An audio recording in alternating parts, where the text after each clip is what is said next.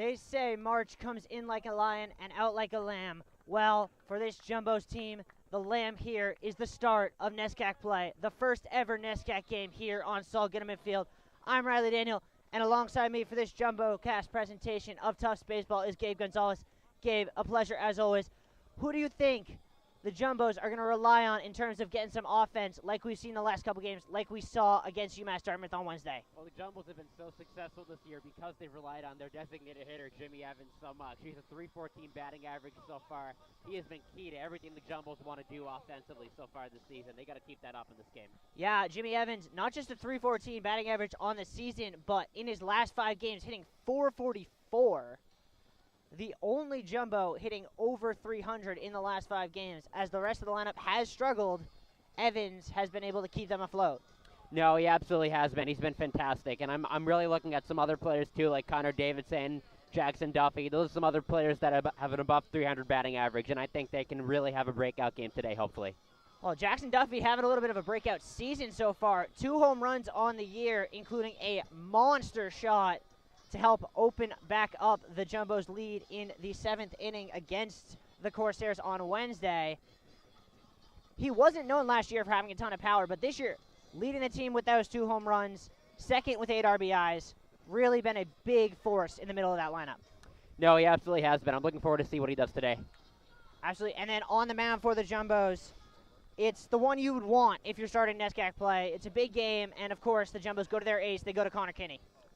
Yeah, he's going to be so big for them today. I think I'm really looking forward to seeing what pitches he has in his arsenal for today. Yeah, I mean, from what I've heard from the scouting report, he's got very good location on his fastball, some good off-speed stuff, and so far in this very short sample size, he's only had 2 starts. The Jumbo's best starter with a .092 ERA on the season. Yeah, I think it's a fantastic ERA, and I'm looking forward to see what he does today. And on the base side, you know, you got guys who can really step up. I mean, I'm looking right from the start at Jack Brennan, who has had a good start to the season and looks to be someone that they rely on to get on base and then look to run a little bit. Yeah, definitely. And then I think on the Bates side, too, their catcher, Brandon McGade, he's hitting .405 so far this year. Absolutely fantastic season for him so far. Yeah, you know a catcher's hitting well when they're hitting in the 3 spot. Absolutely. And .405 batting average. Hopefully the Jumbos can make sure they can slow that down a little bit today. Yeah, and we will go through the starting lineup for the Jumbos right now as we got out here at first base, the Jumbos going with Connor Flavin. As usual, it will be Henry Fleckner at second. Shortstop, the old reliable Ozzie Fleischer. Third base belongs to none other Patrick Solomon. And then in the outfield from left to right, Ben Leonard, Jackson Duffy, and Owen McKiernan with, as you mentioned, Jimmy Evans DHing. The battery for the Jumbos, we mentioned Connor Kinney, and behind the plate will be Connor Bowman. And for the visiting Bates Bobcats, their lineup will be Jack Brennan, Chris Camino, Bigone, Tyler Attar, Harry Jameson, Noah Jankowski, Dylan Ascarate, Brennan Kelly, and Drew Fallon. And on the mound for them is Luke Linehan, who is 2-2 on the year. Yeah, I mean, hopefully the weather stays cooperative here. It's looking okay right now, but the temperature's definitely dropped significantly in the past 20 minutes or so. But so far, it looks like it's going to be a good day for baseball. Well, I don't think temperature is much that these 2 teams from Boston and from rural Maine are really worried about. They're used to playing in the cold. They're used to practicing in the cold. This will just make it feel more like home. Absolutely. Compared to, Maine, this is definitely a nice summer day outside. Kinney steps to the mound. Jack Brennan steps into the plate, batting from the right side. And we are set to go here at Saul Goodman Field. NESCAC play about to begin. Nothing better, Gabe, than the start of a new NESCAC season. Nothing better, especially at this beautiful new field.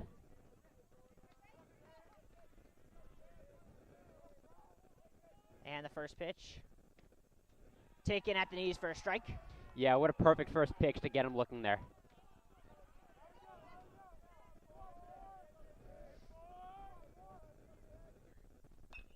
That one grounded to Fleischer, who gets it cleanly. Will fire onto first, and got him. And that's a fantastic move there, extending the first baseman extending there to get the ball. Yeah, real good stretch there from Connor Flavin.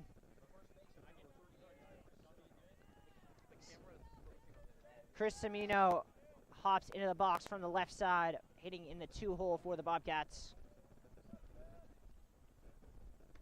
That one will be taken on the inside for a strike. Yeah, once again, he's a really good first pitch there to get him looking. The 0-1 from Kinney. Strike at the knees again. He's really panning those corners there. 0-2, looking for a punch out here. Just outside. Bowman thought that was strike 3, so did the bench. Yeah, a little unlucky there. The 1-2 is fouled back. Yep, just able to get a little bit of a piece there, but once again, great movement on the fastball there.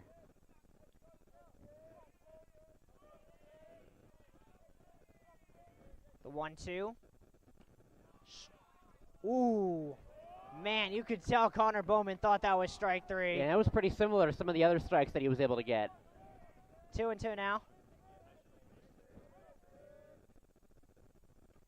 That one outside. Count is full as Ciccone fighting back. Yeah, he's just got to get back to the pictures that got him in the 0-2. Payoff pitch is swung on and fouled back. This is really becoming a good pitting picture drill right now.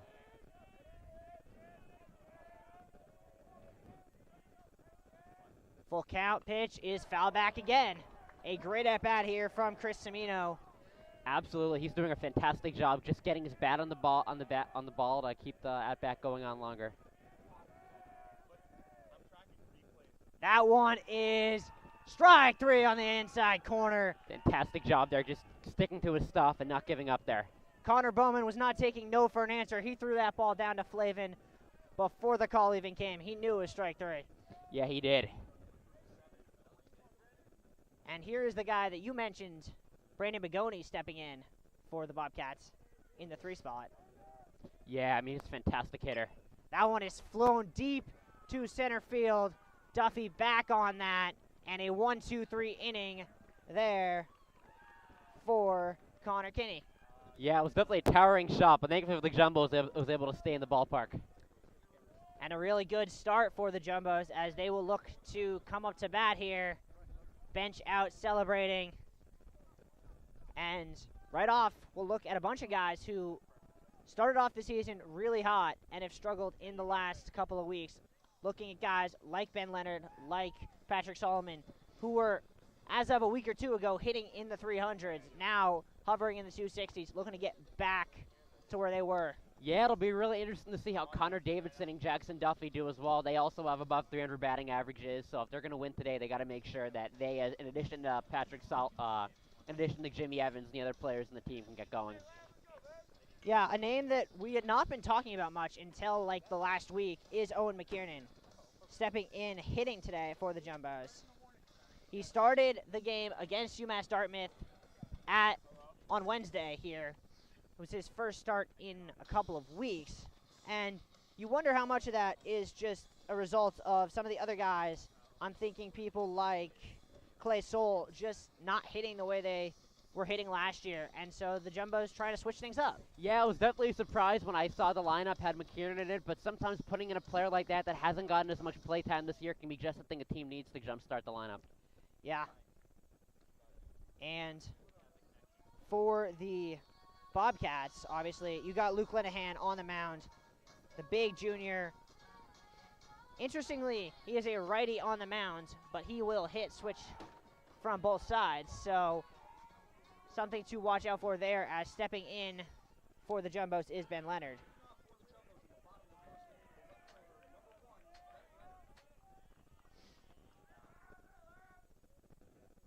That one is hammered into center field, and that'll get down for a single. Ben Leonard, first pitch swinging. And what a start for the Jumbos. Really aggressive first pitch at bat there for Leonard.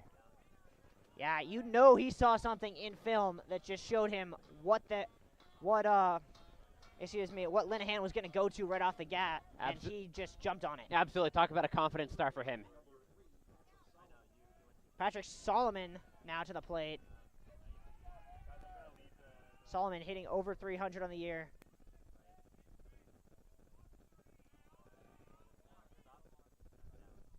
That went low. Solomon showed bunt, pulled it back. Lenahan threw that one about 57 feet, but a good block there behind the play. Wow, the catcher. Yeah, with the way he's been hitting, I don't know if I want to see him bunt. Yeah. Throw back, Leonard back safely.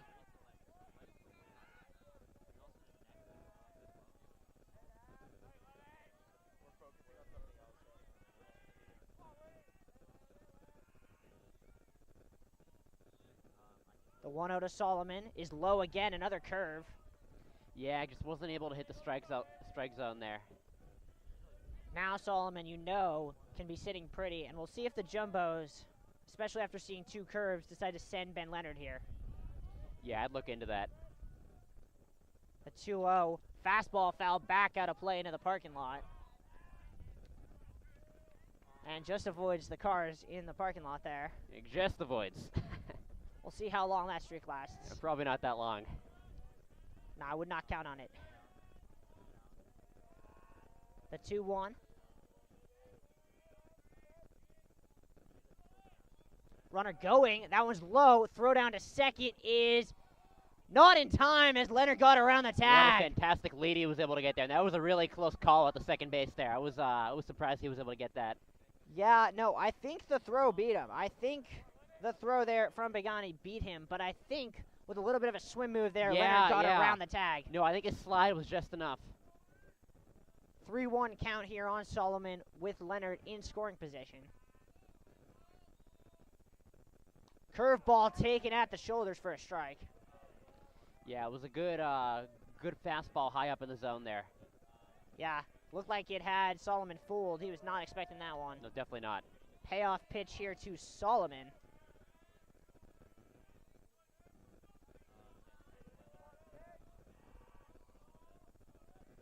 Lenahan looks back at Leonard, now comes set.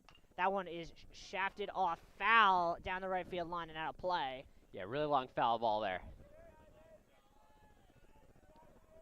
Solomon a little bit late on that one, but was able to straighten it out. Keep alive, and here is another payoff pitch from Lenahan.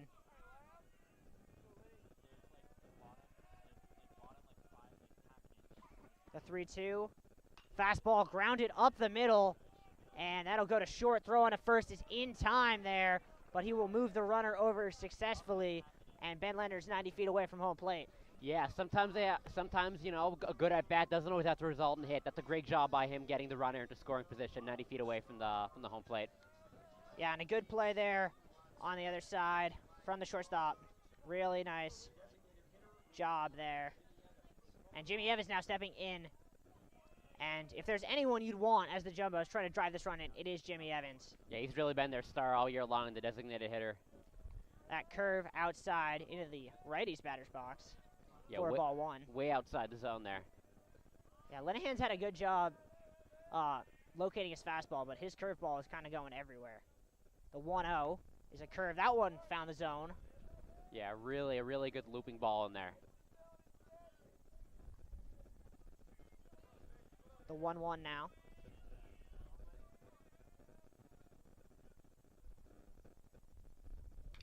Evans is going to drive that to the second baseman. He'll go on to first, but that'll drive the run in, and the Jumbos take a 1-0 lead. Yeah, wonderful RBI there. A wonderful at-bat for the Jumbos there to get the run in.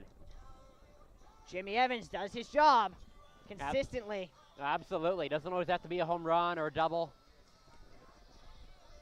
If you want to talk about Jumbos who have really stepped up this year and made a name for themselves, Connor Flavin did not get much action last year, now stepping up, hitting in the 4 spot, and he has been on an absolute tear the last couple of weeks. And quickly ahead 2-0 in this count. Yeah, I know he's been having a fantastic year. That curve is just outside 3-0. We'll see if he has the green light here. Yeah, it'll be interesting to see what the coach has him do here. Lenahan's 3-0 is a fastball dead center for a strike. Hitter's count, though. Lenahan working quickly the 3-1. Low, at the knees for a strike. Great location on that. Yeah, really good job making sure he was able to get that in the zone there. And now another payoff pitch, this time against Flavin. The 3-2. Curveball low, and Flavin draws a walk. Yeah, really good job making sure that he didn't swing at anything outside the zone there. Great plate discipline from the Jumbos. And stepping in to the box is Jackson Duffy. Looking to do what he did on Wednesday and go yard. Yeah, Jackson Duffy has had such a good year for the Jumbos so far. Above 300 batting average. Hopefully he can keep it up in this game.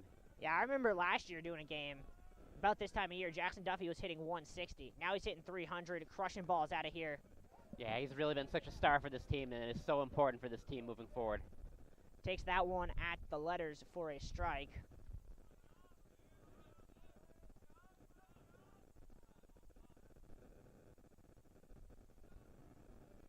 The 0-1 low. Good block there behind the plate from Begani. Yeah, they definitely do not want another runner getting to second base.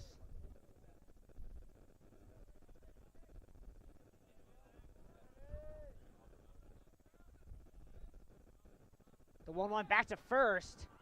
Had Flavin fooled, but Flavin's able to get back safely. Yeah, he doesn't want to give him up another steal. That's for sure. It's a good pickoff move. Absolutely.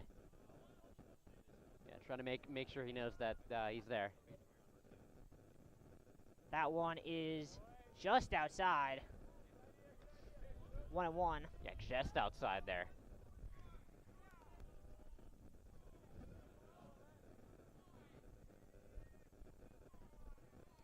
Lenahan shaking off the catcher. Now set to home. That one is fouled. He got ahead of that one. That was an absolute looped it. scorcher of a foul ball. Yeah, if he straightens that one out, that's hitting the 370 sign in left center. Yeah, it's going way beyond that. 2-2 now.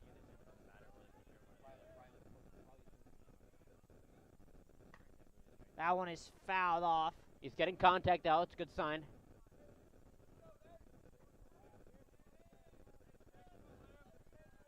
And we'll do the 2-2 all over again.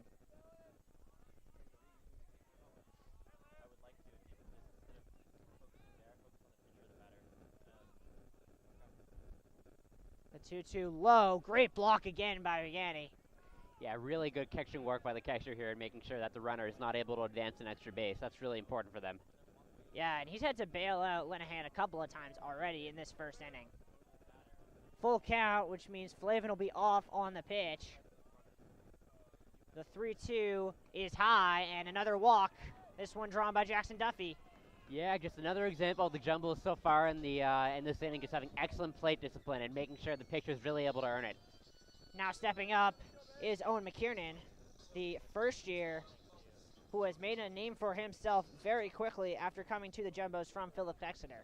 Absolutely. I didn't expect to see his name in the starting lineup, but now that he's here, I think that he's going to have a good game. And what a moment this would be if he could get a big hit in his first NESCAC game, as that curve is taken at the belt for a strike.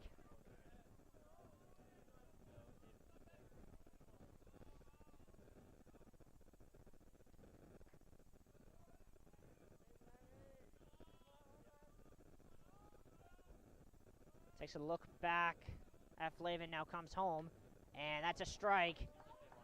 McKiernan held up, but it was a called strike. Yeah, I wasn't sure if he'd went around there, but I guess that's what the ump called it. Now 0-2, got to protect.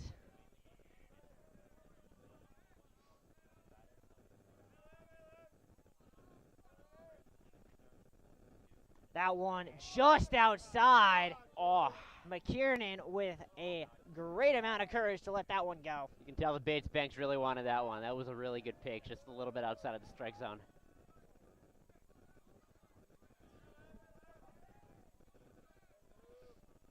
Lenahan's 1-2 is lined up the middle, and that'll get down. Coming in to score is Flavin, as McKiernan keeps his great season. Throw to third is late, and that'll allow McKiernan to get to second. What a fantastic RBI double there and a great hit there. Yeah, nice RBI single there. So he was able to advance on the throw to third, and now the Jumbos have two in scoring position for Connor Bowman. They've just been having such fantastic at-bats so far in this game. Staying disciplined, only swinging at balls in the strike zone. They got to keep this up here. Yeah, and That's the fourth Jumbo's batter to get on base in a 2-strike count. Absolutely. They've just been seeing everything the pitcher's been throwing at him. And the catcher's had to bail the pitcher out a couple times. It could have been worse if the catcher didn't have such fantastic skills at the plate and blocking the ball. So. Yeah, and Linehan, he has a 5.71 ERA coming into this season, or into this game, having given up 12 runs. Had not really struggled with walks, only gave up 4 in his 18 innings so far, but gave up 2 in this inning, and they're coming back to haunt him. As that one at the knees for a strike on Connor Bowman. He does seem to have a very good first pitch typically. He just hasn't been able to keep that up throughout the at-bat. Sun coming out here a little bit. The 0-1 to Bowman is fouled back off the netting, and it is 0-2. Yeah, just barely staying in the park there. Yeah. Bowman, another Jumbo who was known for his prowess as a 2-strike hitter, will get a chance to do it here. The 0-2 is fouled off. Bowman stays alive. Yeah, another good example of the Jumbos having great plate discipline, fouling off.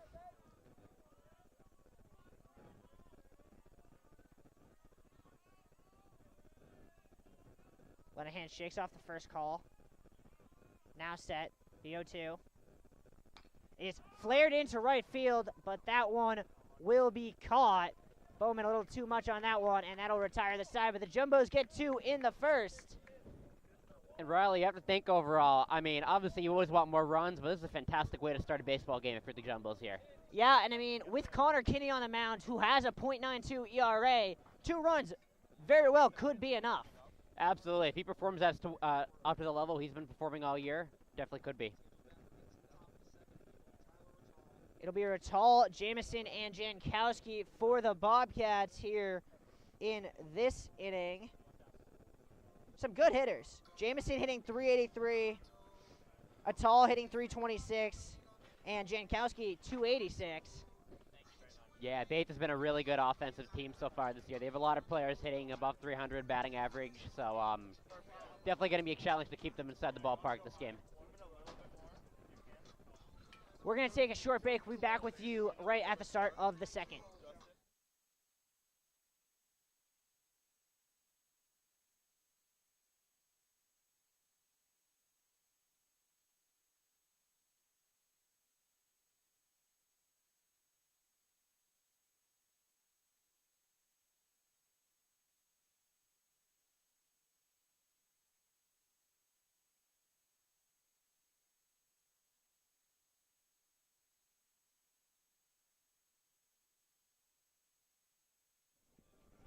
Welcome back to Saul Gittiman Field, top of the second. Stepping into bat for the Bobcats is Tyler Atal against Connor Kinney, who had a very quick top of the first. Yeah, Atal, the center fielder, .326 batting average. He's had such a fantastic year so far. Already calling for time as Connor Kinney working fast. First pitch is little inside for ball 1. Yeah, he hit the back up there. I wasn't sure if he was going to hit him or not.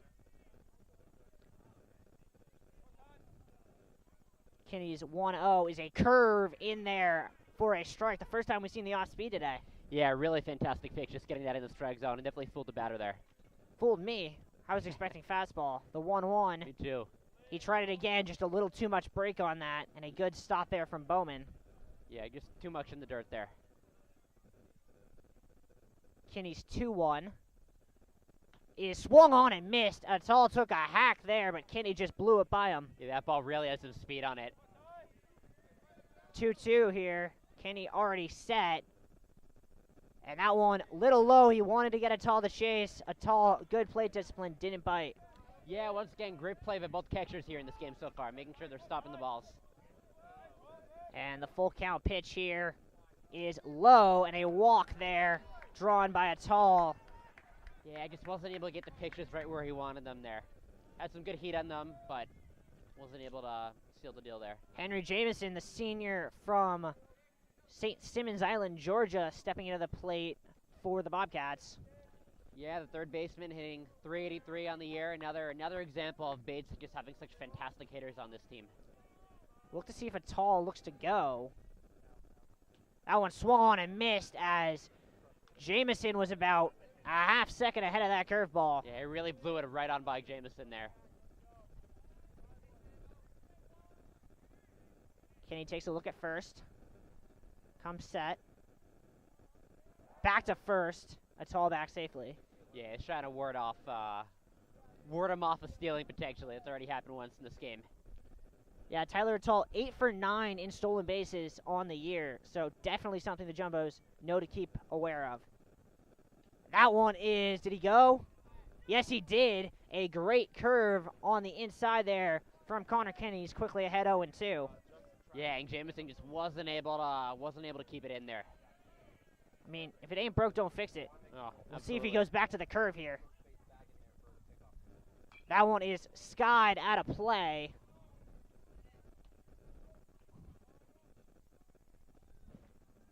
And we'll do the 0-2 again. Never miss of a car there. Throws over.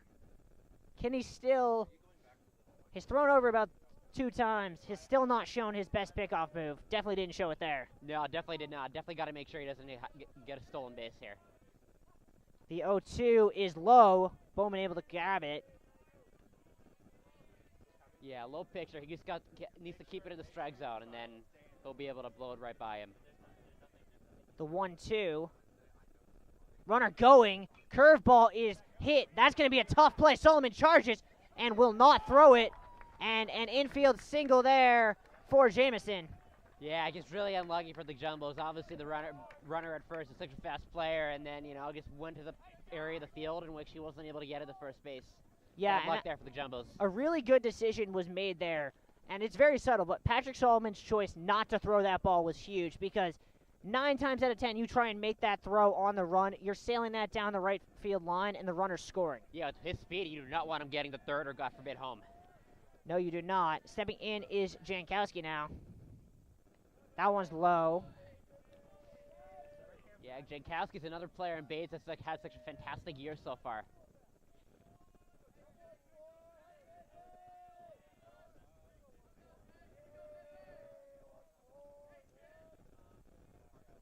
Kenny's 1-0. Will not come. Instead, he'll throw to second. Very close to a balk, but able to legally turn and check on a towel at second. Yeah, well, last thing they want is another stolen base here. Oh, it would take some sort of jump to steal third base on Connor Bowman. Throws back. Timing play just couldn't get him. We've seen some really narrow pickoff attempts here, I'll tell you that much, in this game. Yeah, the Jumbos had a timing play on with Henry Fleckner coming to second base. They almost caught a Tall napping, but he was able to dive back using that quick first step. Yeah, Tall's such a quick player. He can get away with that. That one at the knees just low, and it's 2-0. Yeah, just low. He's got to make sure he finds the strike zone here. Yeah, he has the right stuff. He just has not been able to place it in the strike zone every time he wants it to. And what you don't want to do is load the bases for Asakate. That one is apparently outside. Jumbo's bench not happy about the call. Yeah, Jumbo's head coach, Paul Svegas, is making that very much known to the home plate umpire. Of course, the umpire is ignoring him. He's appearing to not hear it. That one's a strike. Dead red. Yeah, the last thing you want here is Bates loading the bases here, potentially. That is not desirable here for the Jumbos. Nah, especially after your offense just gave you a 2-0 lead. You don't want to turn around and give it away. Yeah, definitely would be a very bad start. The 3-1 is lined down the left field line. That'll get to the corner. That's going to score 1 for sure. It might score 2. Probably bring 2. They're going to send the runner. The throw home is not in time, and we are tied. Yeah, not even close at home. Just fantastic hitting there. And with that, the Jumbo's 2-0 lead is taken away. Yeah, great piece of hitting there from Jankowski, and just like that, we're all even. Yeah, we are, and it's just, Bates has such a fantastic lineup. We weren't going to be able to keep them dormant for long. Yeah, when you get in counts like that, you have to throw strikes, and when they know it, they can sit dead red, like Jankowski did there. That one's a strike. Yeah, really good pitch there. Just got to get back to what he's good at. Really fast fastballs right down the middle.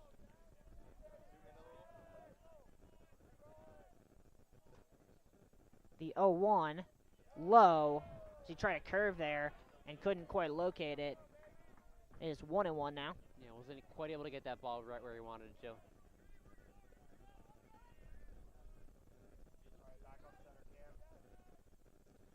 The 1-1 is a curve just high.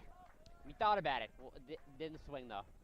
Yeah, it looks like he thought it was a fastball high and wanted to turn on it, but just couldn't quite pull the trigger. Lucky for him is it was not a fastball. The 2-1 is at the knees for a strike. Great location there from Kinney. Yeah, fantastic location. I doubt McKinney thought it was, Yeah, as a kid, I don't think was expecting that to be called a strike. most definitely not. The 2-2 now. Runner took a lot of steps, and that was lined foul. As Jankowski, was halfway to third base before stopping. Yeah, it was a really strong foul ball there. Good thing he didn't keep it in play. The 2-2.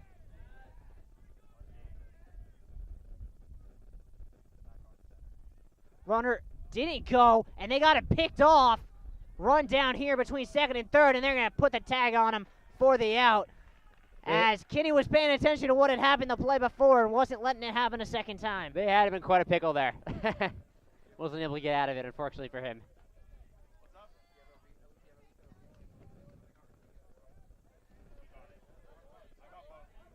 And that was a very big first out for the Jumbos. No, it definitely was, and just a really unfortunate mistake there for him, getting picked off there. The fourth 2-2 offering is lined foul, and we'll do it again. And Jankowski, as a base runner, made one of those critical errors you do not make. You don't make the first or the third out on the base paths. Absolutely. It's one of those fundamental errors in baseball that you're taught not to make, but, you know, it can happen to the best of us. Kinney's 2-2 is lined down the left field line. That'll get down. Over to cut it off is Leonard.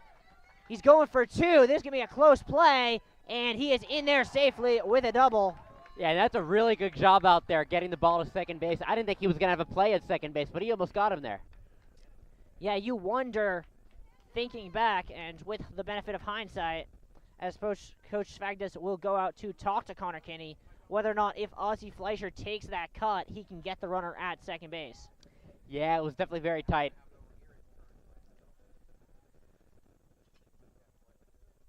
It is hard to remember that even though it is been already 12 games in this Jumbos baseball season, this is just the first game of NESCAC play. Absolutely. It's not even April yet. It's still March, and they've already played so many games in this very young season so far. Well, yeah, talking to players, talking to Coach Vagdas, they wanted to go on that trip out west because they wanted to challenge themselves. They didn't want to have what happened last year where they started off so well but couldn't keep the mental strength, couldn't keep the momentum through the season and kind of faded towards the end.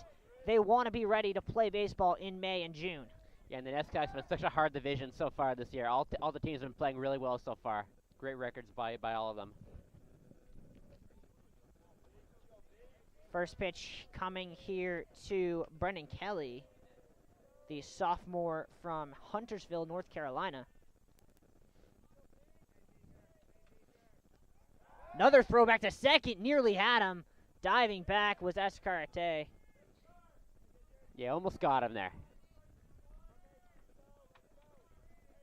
Can definitely tell that the pitching staff went over the Bates runners prior to this game.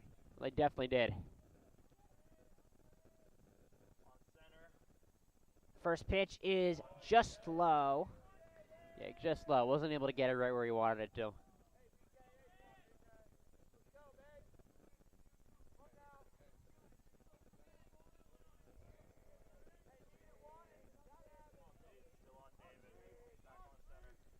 The 1-0 is a strike at the knees, as Kenny's done a really good job locating that low fastball. No, really good precision on his low fastball there, making sure that it's right in the zone where the umpire is going to call it for a strike. The 1-1. play to second, and oh, they would have had him, but Fleischer dropped the baseball. Yeah, I know. I thought he had him there until he dropped the baseball, but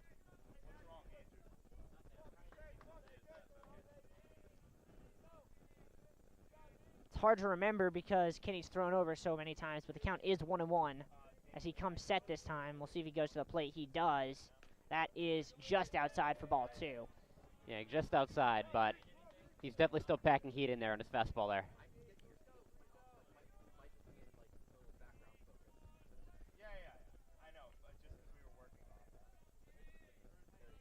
The 2-1.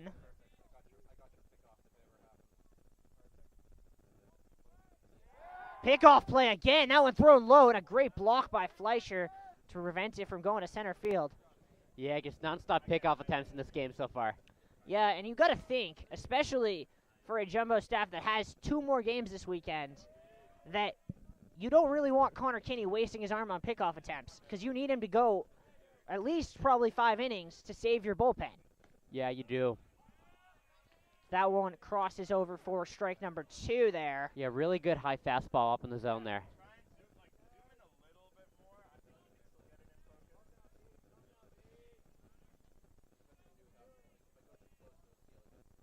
The 2-2 is flared into center field. Jackson Duffy over. He will get it. Runner is not going to go as Duffy's arm too strong to tag up. And the Jumbos get out number 2. And that was a towering shot to center field there. I bet he thought it was potentially gone initially, but thankfully the Jumbos were able to get under it. 2 outs here, and now stepping up is Drew Fallon. The senior from around here, from Mansfield, Mass, went to Moses Brown. Yeah, he's been having a fantastic year so far, 300 batting average. That one did not drop into the zone. Ball 1.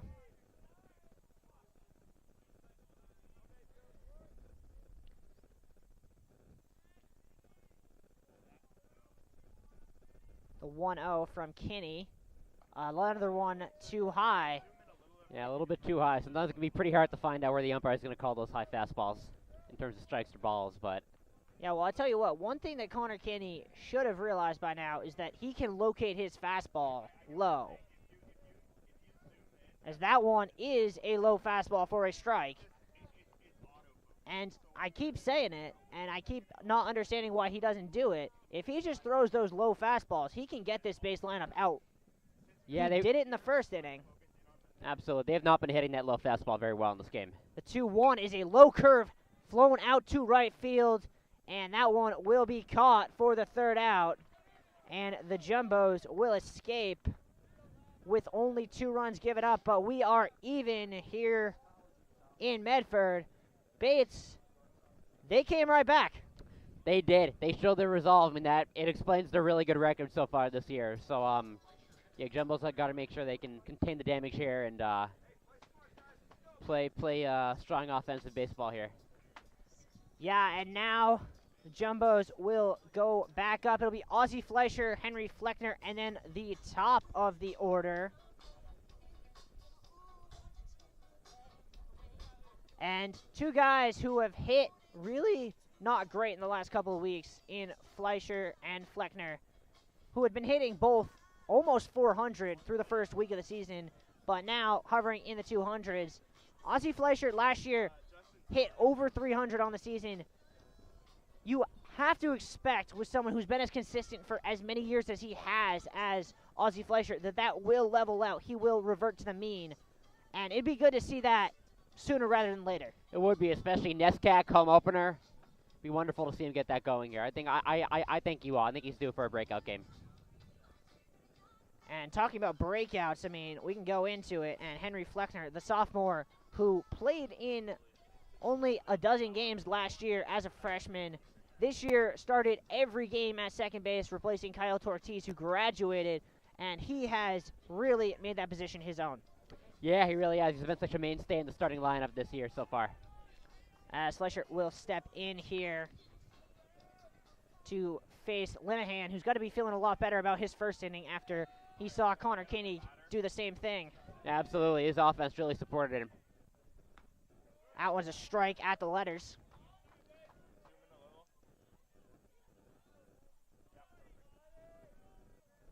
The 0-1, way low. Yeah, he's lucky there were no runners on base there.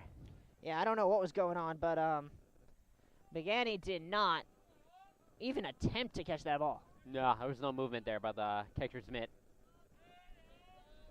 The 1-1 from Lenahan. A curve in there for a strike.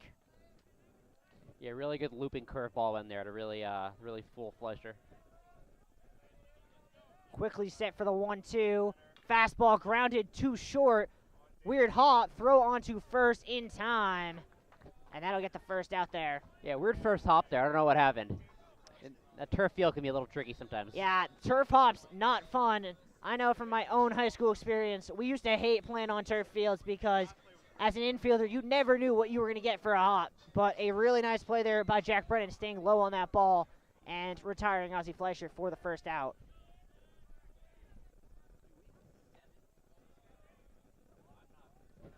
Very high ball there.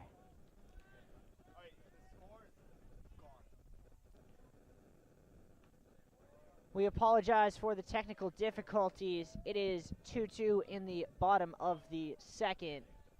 1-1 count here to Henry Fleckner. That one is low. 2-1 now. Yeah, very low ball there.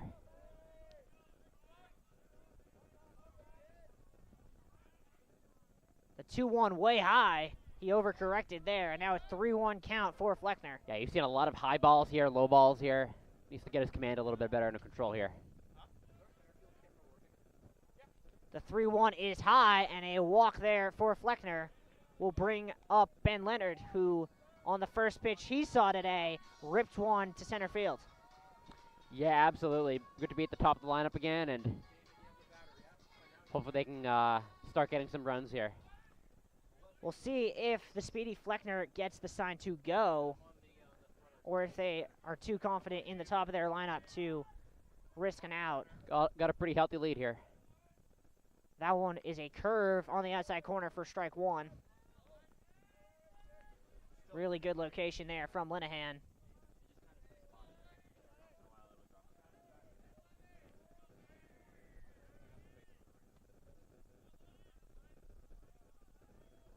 The 0-1 runner going, pitch outside, throw down is, the throw was to the second base side, and Brennan nearly got a slap tag on somehow, but couldn't quite hold on to the baseball. Yeah, the ball beat him. He wasn't able to hold on to the ball, and, Fleckner was able to sneak his way into second base. Yeah, Begani didn't really step into that throw, and as a result, the throw tailed towards the second base side of the bag.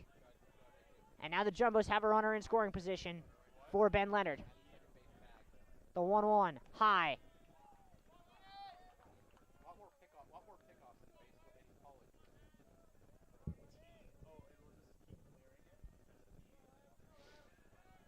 The 2-1 now. Is a curve that had Ben Leonard fooled. Yeah, he was way off on that one, way too late. Yeah, no, he was sitting looking for a fastball, looking to send one into that train tracks. And the curveball had him gasping for air a little bit there. The 2-2. Just off the plate, and the count is full. Yeah, pretty good at bat here for him.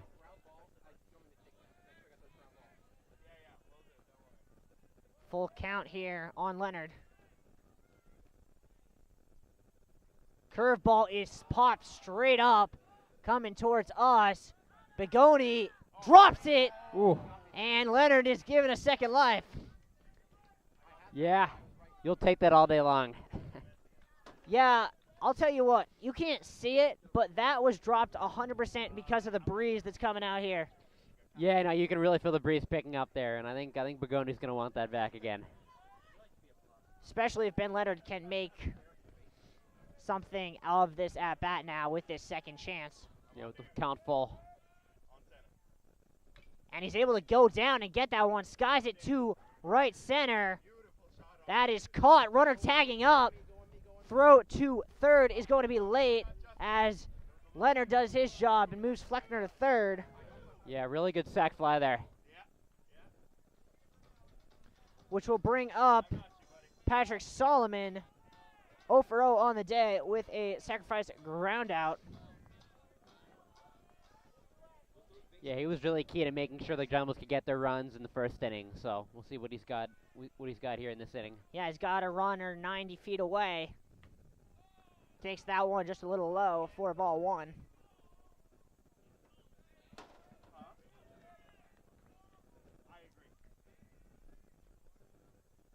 That one is a strike.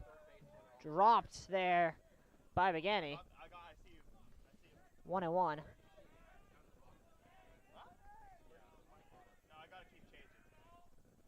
The 1-1 is swung on and missed. Foul tipped back. Yeah, got a little bit of a foul tip there, but not enough to make anything out of it. And now 1-2 for Patrick Solomon. That one way high. Try to get Solomon in chase, but it's going to have to be a little closer to plate to fool as good a hitter as Solomon is. Yeah, catcher really at the reach there to catch that one. The 2-2. Low. Solomon goes. Throw it down to first is a little high, but he's able to get his foot back on the bag and get the out. Run does not score, and we are even at 2 after 2.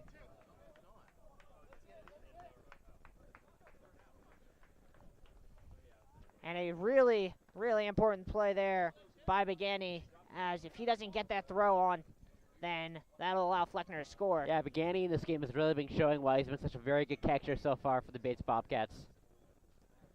Connor Pinney back out for the third for the Jumbos.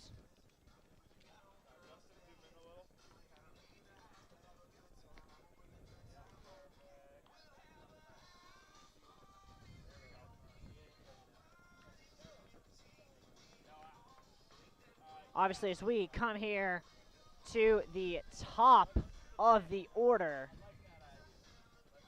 it will be a chance here for the Jumbos pitcher, Connor Caney, to really get through the top of the order the way he did in the first. Yeah, I'll be really interested to see how Connor Caney responds in this inning. He had a really good, first inning, but not the best second inning. I think this inning will be really key to see how far he actually goes in this game. Definitely.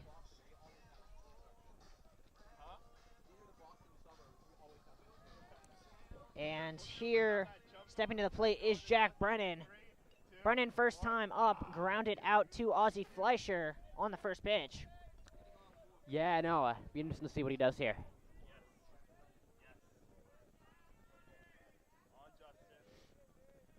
First pitch, the at-bat, is swung on again. This one's skied high, and Ozzie Fleischer will this time get to retire him via pop-out. Yeah, he was really confident about that first pitch there, but wasn't able to make much out of it. One down, just like that in the top of the third. Up here is Christopher Semino. He struck out swinging in the first. Takes that one just a little low, 4-1. Yeah, I think Kenny wanted that one there. It was very close to being called a strike. That one on the outside corner for strike one.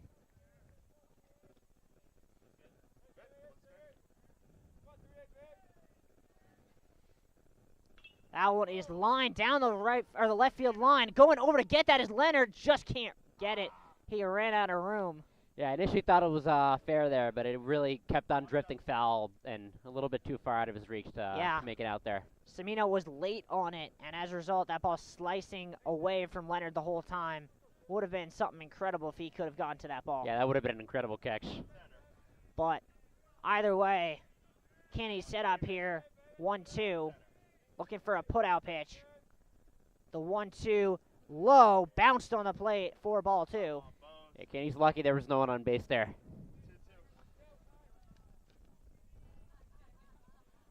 Here is the 2-2. Now he steps off. Umpire called time. Did not want to give Tyler Adder any danger as he had run to go pick up that ball. The 1-2 is out of play, 2-2. That ball's going into the construction area. Yeah, there's really no safe place that you can stand here That's all get him in field without being at risk of getting hit. That one at the knees, just low. Bowman framed that for a good 4 or 5 seconds, wanting the strike 3 call, but did not get it. Yeah, excellent framing job by Bowman there. Full count is flared down the left field line. That one well into the bullpen. And another bomb just to the left field area, the foul area of the left field.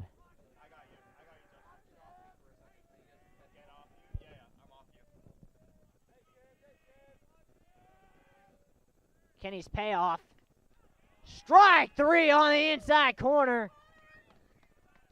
Semino didn't like it, but he goes down on strikes for the second time today. And Kenny just showed there really what his best stuff is. Really those good fastballs right down the middle and striking the guy out there.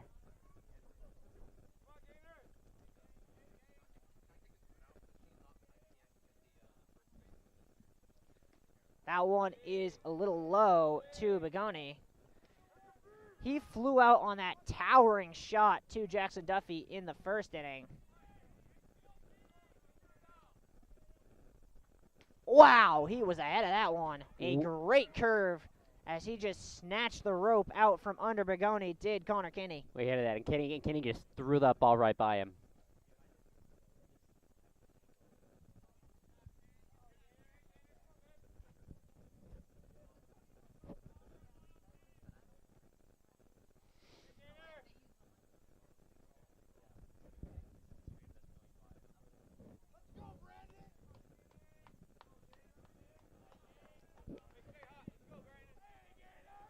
Long pause here. Now batter's back set. The 1-1 to Begoni is outside for ball 2. Yeah, very, very low ball there.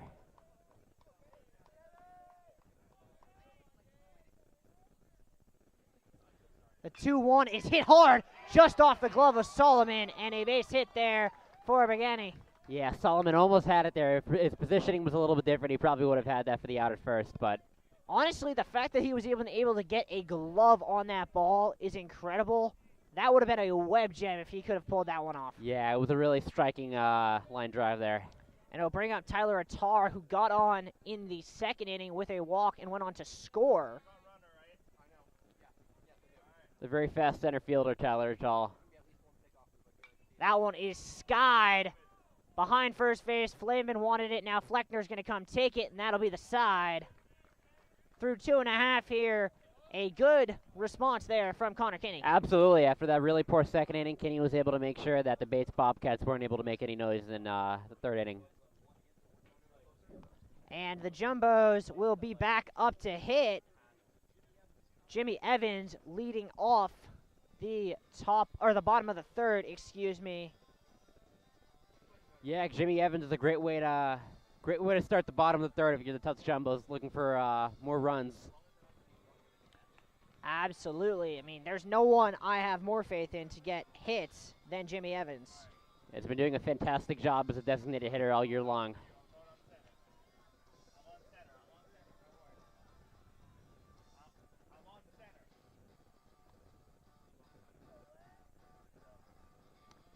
We'll see how much arm Linehan has left in him. He's already thrown almost 60 pitches on the day. Yeah, I'd imagine an inning, maybe 2 at most. Can't be much longer than that.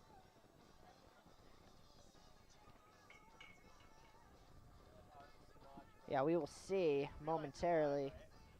Yeah. As he seems to be definitely throwing his warm-up pitches with a lot less velocity than he was in the first 2 innings. Yeah, if I'm the Bates coach, I might want to look at getting my best guys in the bullpen ready. We'll see who those guys are. I mean, Bates, yeah, they got one really good starter in Linehan. They got a couple other nice starters. I'm thinking guys like Max Dio. But their bullpen, I mean, Jack Patosh, John Tully, Noah Timmer, Sam Howe. That's the bulk of their bullpen. All of those guys have 5+ ERAs. Not exactly a comforting thought here for them. Linehan's first pitch is a strike to Jimmy Evans. But they got to turn it around at some point, so. The 0-1 low. Evans grounded out to the second baseman in the first inning, driving in Ben Leonard. That one is hammered down the left field line. That one's tailing into the corner, and that one will be caught on the run there. A great play. Really fantastic job there by the left fielder making that play. Yeah, really, really good job. As a great play there from Begani to make that play. Pitch to Flavin is low.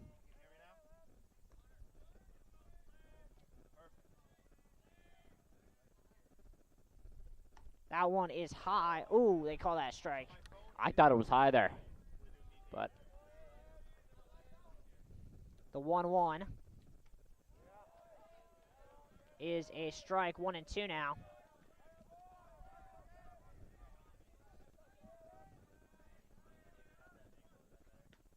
That one is taken on the outside. yeah, that was very close. The 2-2 to Flavin. Grounded softly. That's going to be a tough play. Charging hard. Bare hand can't make the play. And an infield single for Connor Flavin. Yeah, really good hitting there by Connor Flavin, making sure that he was able to get his bat on the ball and he was able to get to first base. Yeah, though you have to wonder for the Jumbo's first base coach if they're a little more alert to the fact that Jamison had gone for that ball and missed it, if he can tell Connor Flavin to maybe go for two there, get him in scoring position right off.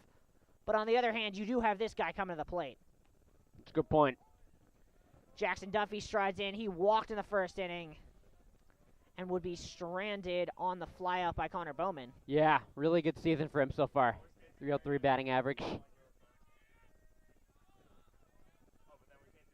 The 0-1. Runner going, throw down to second. Looks in time, and he is out. Yeah, he had him there by about a mile. Really had him beat there, the catcher did. Yeah, Dylan Ascarde throws him out. And a big, big second out for the Bobcats. Yeah, huge. That's a great way to get out of a pinch. That one outside. Yeah, a little bit 1-2 now. A little bit outside there. Lenahan looking to get out of the inning. The 1-2 is fouled, or excuse me, skied up. That could drop, but it looks as if it will be caught. Fighting the wind there was Begani. Yeah, you can tell the wind was really affecting that ball there. And through 3, we are even at 2. We're going to take a short break. We'll be back with you on the other side.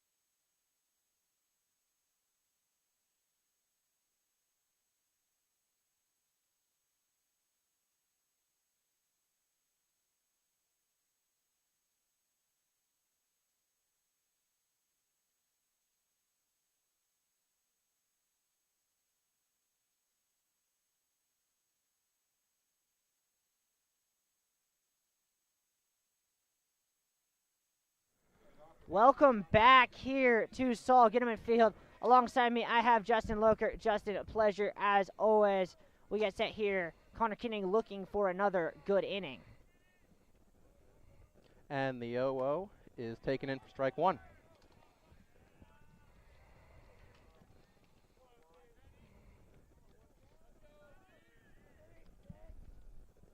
That'll be looked at in the dirt for ball 1. Yeah, Kinney working fast here, knowing that worked well for him in both the first and third innings. He'll look at that for strike 2. I mean, We said it a lot. He's really good at locating that low fastball. He'll foul that back to the back net. It'll remain 1-2 count.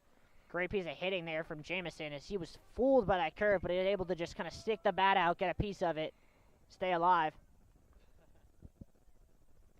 That'll hit him on the upper left arm, and that'll put him on first to lead off this inning. Not what you want to do there. No, it is not. You do not want to get runners on with nobody out. I mean, you don't want runners on, period, but especially with no one out, especially with Jankowski coming up, who already has 2 RBIs on the day.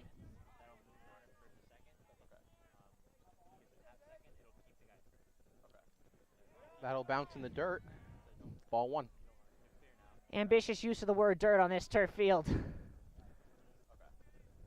Certainly is a fast field. Ball will skip on you if you're not careful. Yeah, I mean, we saw it happen to Brennan. The runner goes. That'll go to the backstop. No throw. He'll get into second safely. Good I piece of believe running they for are going Jamison. to send him back. I think they called that a foul tip. Had me fooled.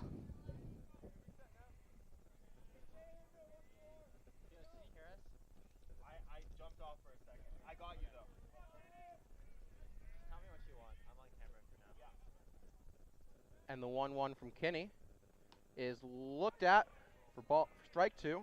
Looks like a breaking ball there. Yeah, really good curve from Kinney. It's the first time we've seen that curve put in the top of the zone. We'll see if Jamison looks to go here. He certainly looked ready to. And back. Oh! That looked like they had it. Henry Fleckner is staring off towards the train tracks in disbelief right now. Yeah, Jamison didn't react to that one quickly. He's made a slight twitch towards second and just got back to first, apparently. He'll go this time, and it'll be flown over to the Cummings Center, way over in right. Be a 1-2 count.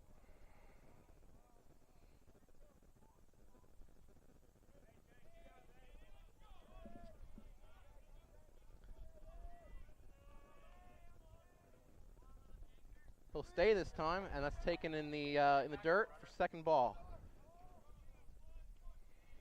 Cannot afford to let him on after having him 1-2.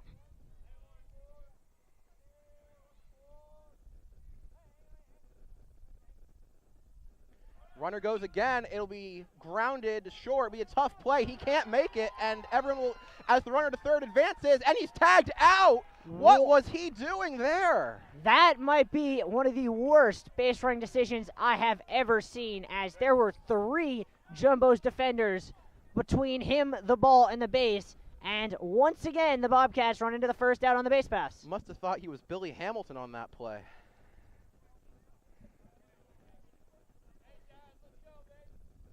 A hit there for Jankowski is the ruling, so he will go to 2 for 2 on the day. And Jamison runs into that out. 1 out, runner on first.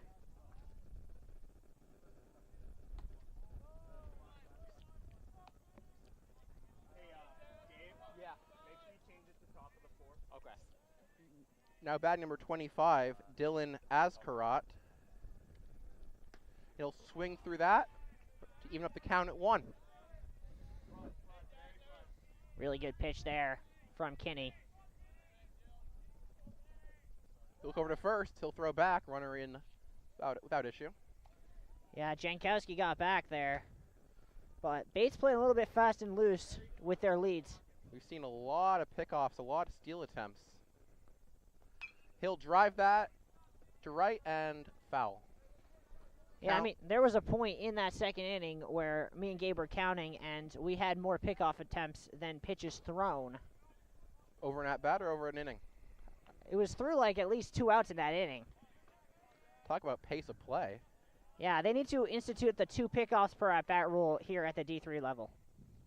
He'll pop that back. The net does catch it, saving potentially a car.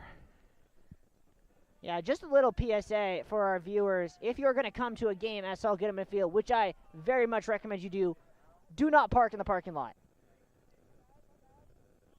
We do have a nice parking garage, however.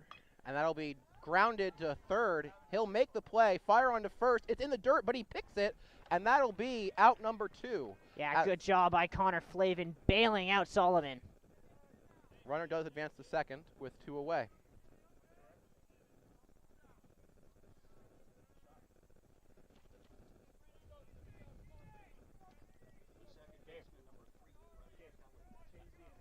Up to bat, Brennan Kelly. Yeah, Kelly flew out to Jackson Duffy in the second inning. The pitch popped up the elevator shaft. Catcher make a play on it. Can he get to it? First baseman looks at it, and the first baseman's got it. That was the right result, but not proper execution, as a little bit of miscommunication there between Flamin and Bowman. Flavin caught the ball. Bowman caught his knee, but the Jumbos get out of the inning anyway without any damage. And no injuries, so no damage there. Yeah, that is always a concern when you see a catcher going in for a pop-up like that. Andrew.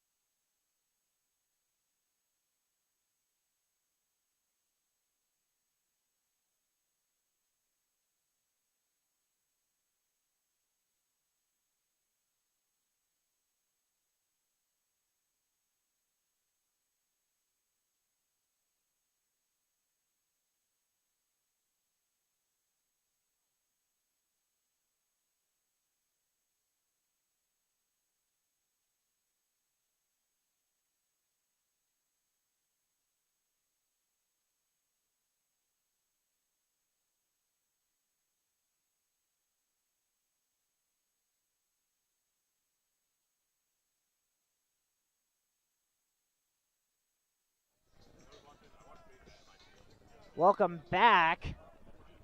Up to bat now, Owen McKiernan. Yeah, McKiernan had an RBI single in the first. And the pitch from Linehan is low for ball 2. The 2-0 is driven to right. That looks like it'll stay fair.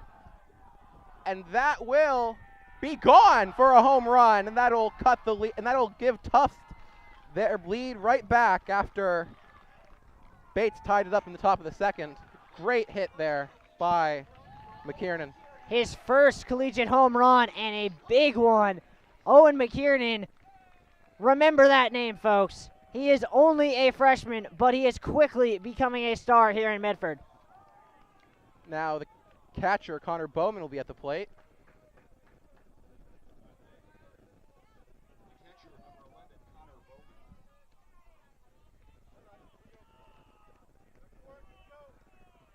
Linehan's first pitch here is looked at just a bit inside for ball 1.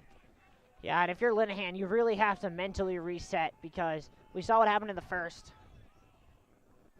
That'll be driven to center field. Looks like it'll be playable for the center fielder, and that'll be 1 away.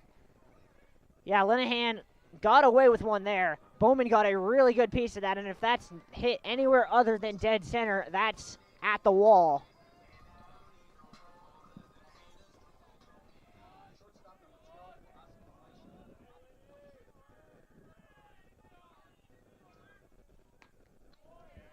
And the leadoff pitch is taken in for strike 1. Ozzie Fleischer into bat now. And that'll be driven to left field. Playable there again. And that'll be 2 away. Yeah, once again, that one wasn't as cleanly hit as the one from Bowman, but another good piece of hitting there from Fleischer, just right at the left fielder.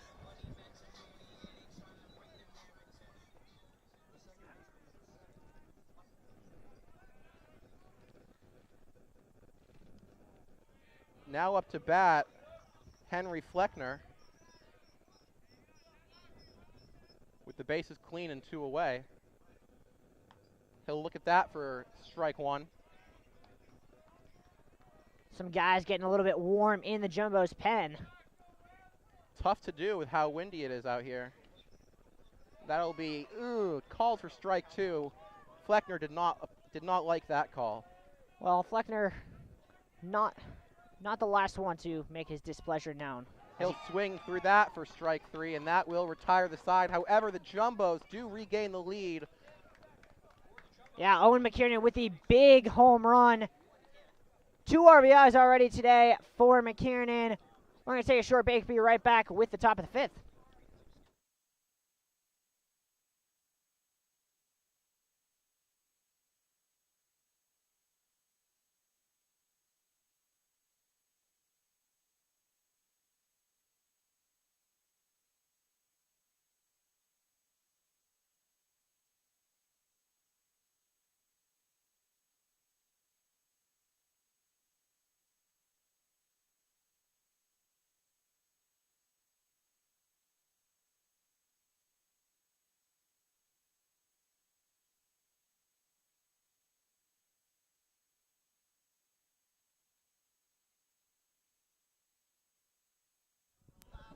Welcome back to Saul Goodman Field. Gabe, a huge home run there for Owen McKechern. The amount of power he showed to go over that 25-foot fence the opposite way was incredible. It really speaks volumes to his ability as an incredible hitter for this team, and I think it's really a great way to start the NESCAC season, especially at home. Yeah, stepping into the plate here for the Bobcats to lead off the 5th is Drew Fallon. Fallon struck out his first time up against Connor Kinney. Yeah, he did. He's a good hitter, though, so I'd expect him to be more competitive here. First pitch to curve in there for strike 1.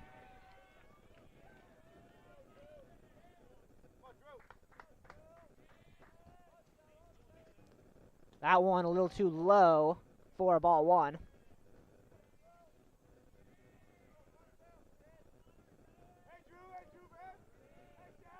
The 1-1. Another curve, that one inside. Yeah, unlucky. He's really just not getting those corners right now.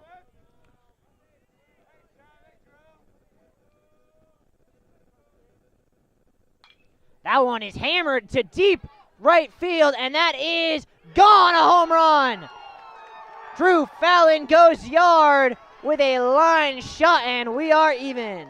And talk about Bates knowing how to answer Tufts in the correct way in this game. That's a fantastic answer by Drew Fallon there to get the Bates Bobcats back in this game. I mean, he hit that ball to the exact same spot Owen McKechern did half an inning ago, and just like they did in the second, Bates immediately responds. Yeah, really, we've seen really 2 incredible bombs in this game. I'm very impressed so far by the power the players in these 2 teams have displayed. I'm going to go out on a limb and guess that he's going to swing at this pitch, just based on what he's done. He bunts it. Tough play by Solomon. Throw to first is late, and a single for Brennan. Yeah, it's tough for Solomon there because he actually got the accuracy on the throw right. He just wasn't able to get it in time, and, first baseman wasn't able to hold onto the ball, unfortunately. But yeah, I mean, Brennan continuing his streak of not taking a pitch as he has swung or bunted at the first pitch he has seen in every at-bat today. Yeah, no interest in seeing the second pitch at all, apparently. Semino to the plate now. Runner on, nobody out. Throws over, back safely is Brennan. That's about the 50th pickoff attempt in this game, I think, but I don't know, you might be underestimating that a little bit. maybe a little bit. Bunt shown, throw is low, and that'll be ball 1. Another bunt here would be surprising. Though it wouldn't be the most insane thing considering that they have Begoni on deck, their best hitter. No, it'd be logical. Solomon in, prepared for it. Showing bunt, throw to first. Back is Brennan. Yeah, no interest in seeing any more steals on his watch, apparently, is Kinney.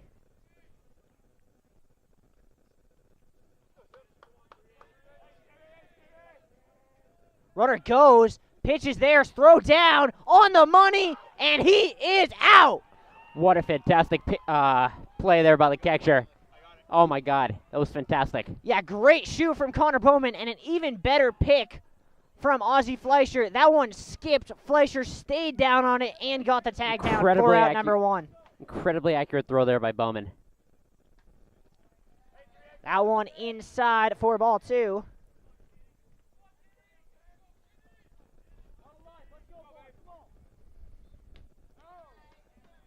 And I mean, it's the 5th inning, right?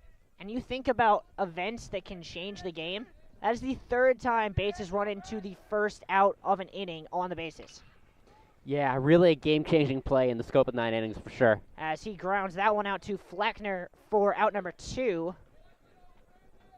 2 down for Begani.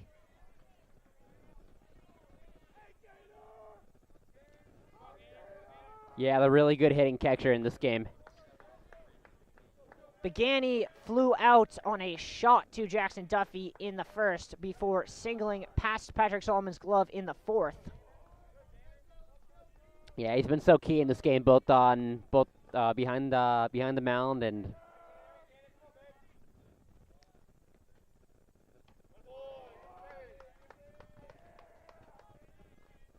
That one high, 2-0 now.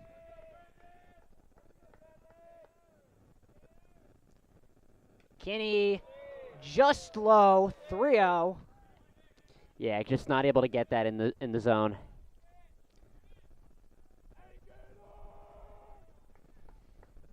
The 3-0 is low. Taking all the way was Begani. He'll be on, which will bring up a talk for his 3rd at-bat.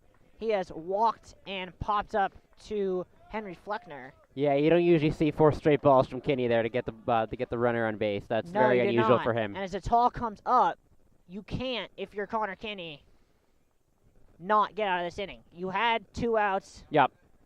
You are almost through 5, and if you can get through 5, that's a big, big job. But they have, it looks like they might be pulling him here.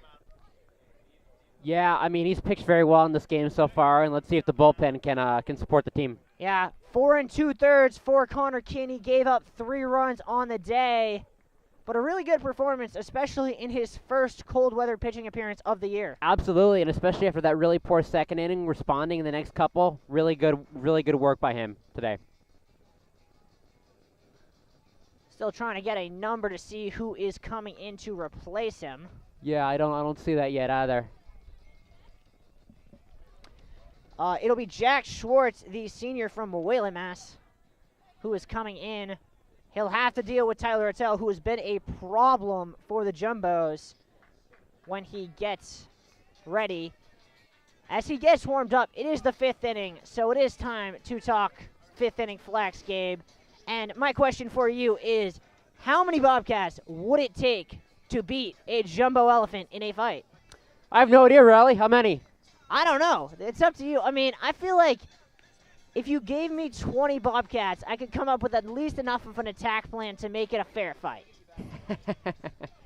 Yeah, no, I think that sounds about right to me.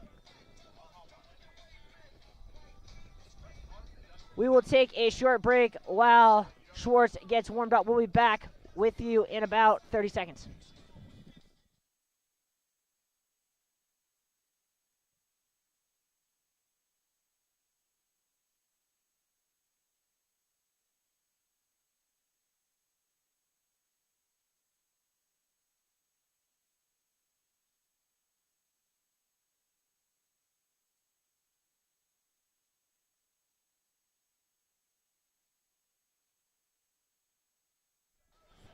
Batter stepping in here is,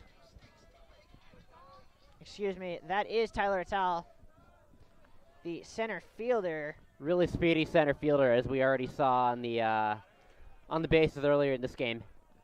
Yeah, you do not want him on the bases. Schwartz has to deal with him immediately. Curveball hammered to deep left center. Chasing that back is Duffy. That one is gone off the light post. A tall goes yard, and the Bobcats take the lead. Riley, we are really seeing some towering home runs in this game so far, and that went way beyond the 370 sign out in center field. Yeah, that ball was crushed. Yeah, you're not going to see many harder hit baseballs at Saul Gittleman Field in that one. And the runner that was left by Connor Kinney comes back to haunt the Jumbos. Yeah, it does. Unfortunate earned run there. Not only is it an unfortunate earned run, that could have been the third out of the inning. It could have. Instead, they're down 2 runs. That one is hammered into center field for a base hit by Henry Jamison. And not a great first 2 pitches for Jack Schwartz. Yeah, about as bad as you could hope for, I think, for Schwartz. But he still has time to turn it around. Jankowski stepping in. He has 2 hits already on the day. If he could go yard here, he'd only be a triple away from the cycle. Well, that'll be quite something here in the opening NESCAC game here for the Jumbos. Schwartz really needs to get him. Runner going. Throw is on the money towards second. Picked there by Fleckner, and he got him. Well, Connor Bowman gets made in this game 2 of the most incredible throws down to second base that I've seen to pick off a runner. That was incredible what I just saw. Yeah, I know. I mean, that was a great throw. But as a second baseman by trade, by heart, I got to just point out what a play that was by Henry Fleckner to pick that on the shortstop side of second base on his backhand and then come back across to get the tag down. Not easy to do, and he made it look really easy. And for the Bobcats, they will send Luke Lenahan back out for a 5th inning, as the Jumbos will have the top of their order coming up here in the top of the 5th. Yeah, but you better imagine Linehan is pretty happy about having a 2-run lead heading into the inning. His offense really did support him adequately, I think. Yeah, and you have to think, I mean, I can't tell you because we can't see down that baseline, but you have to imagine that the Bobcats have some arms warming in the bullpen because Linehan's thrown almost 80 pitches already, and it is still only March. You don't want your pitchers going too far, throwing too many pitches, because the last thing you want to see is a player hurt. Absolutely not. It's not even April yet, so the Bobcats definitely have plenty more baseball to go. They don't want any injuries so far. And speaking of players who are hot in April, Ben Leonard was really hot last April when he started to get some playing time, had a couple of big hits, including the game-tying hit in a NESCAC game against Colby in the 9th inning. This year, he's getting hot a little earlier in May. Has a hit and a sac fly today. 1 for 1 on the day. Yeah, no, definitely they're going to want, the Jumbos are going to want to get him going to get back in this game.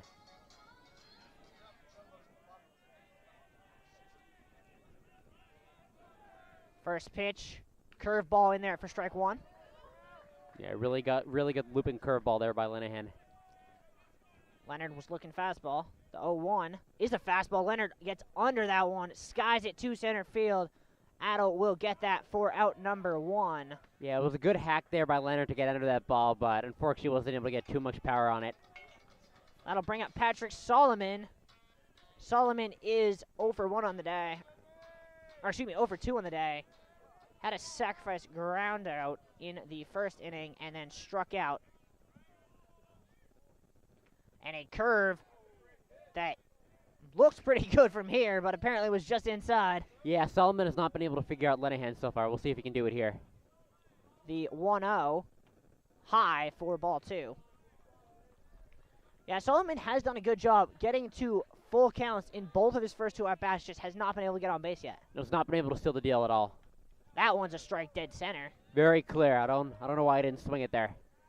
Yeah, I don't think he was looking fastball. The 2-1. Low for ball 3.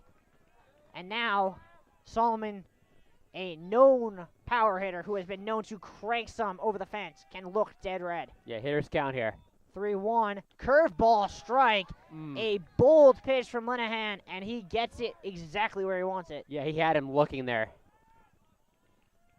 The payoff to Solomon is grounded toward third. This could be a tough play. On the run, throw is in. Oh, no, they say he came off the bag. It was in time, but Semino could not hold the bag. And an infield hit for Patrick Solomon. He had Solomon there by a mile, but he was first baseman just couldn't keep his foot on the bag.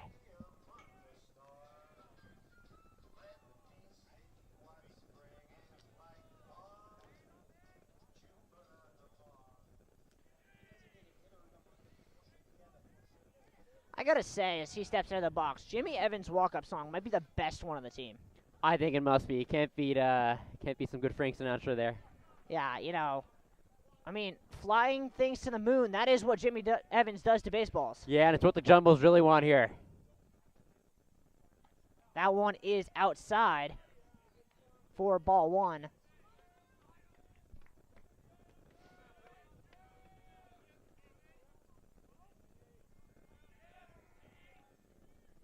That one just on the outside corner for strike one. Yeah, a little bit higher than he wanted probably. They have not given yet in this game Evans a pitch on the inside of the plate. Probably smart decision on their part. The 1-1 throw back to first, and just scampering back is Solomon. Have to add that pickoff attempt to my tally.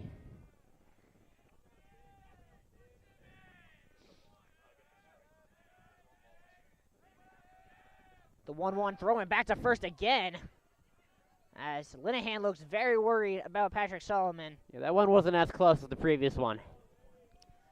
No, and I don't think Patrick Solomon's going anywhere either with Jimmy Evans at the plate. No, definitely would not be a smart decision. Oh, he there. is going. Throw to second is way off, and a successful stolen base for Patrick Solomon, who made me eat my words.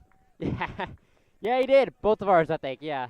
No, Magani's had some pretty good throws to second base in this game so far, but that was not one of his finest, unfortunately, for him. Yeah, Asakarte did not have a great throw on that one. Has had some good throws, just couldn't quite get enough on it. I think he was kind of shell-shocked after the two pickoff throws that Solomon would go.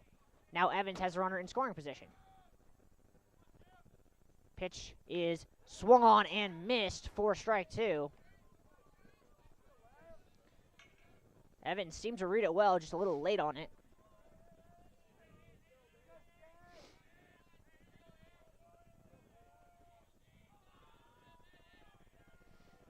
The 2-2.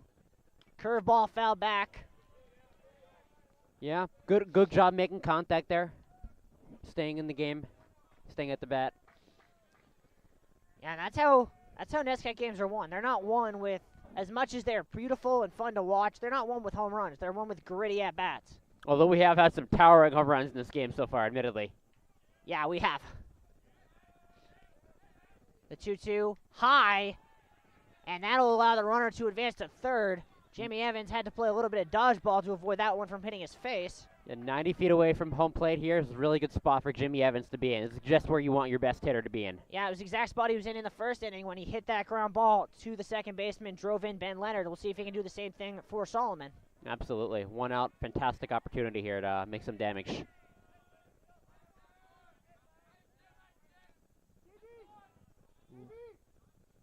Linehan steps off the mound, gesturing something at third base. I don't know what. Yeah, me neither. Solomon doing a little bit of dance, trying to get in his head. That one is low. That one is driven out. That is back, and that one is yard. We are even here again.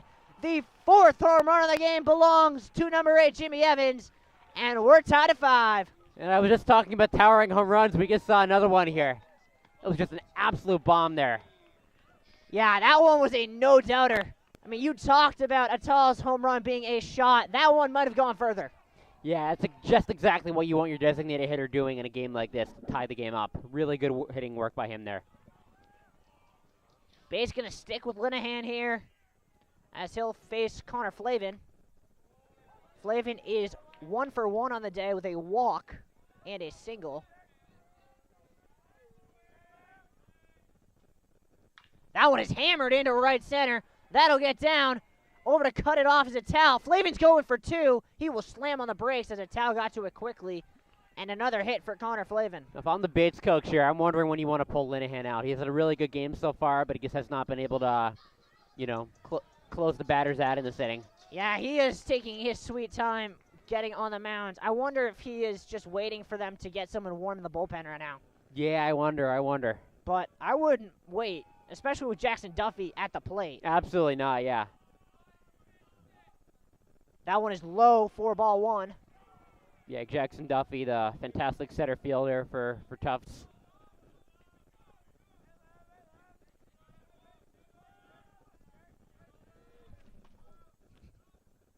The 1-0 is a curve in there for strike. Yeah, really good job there by Linehan getting that ball in.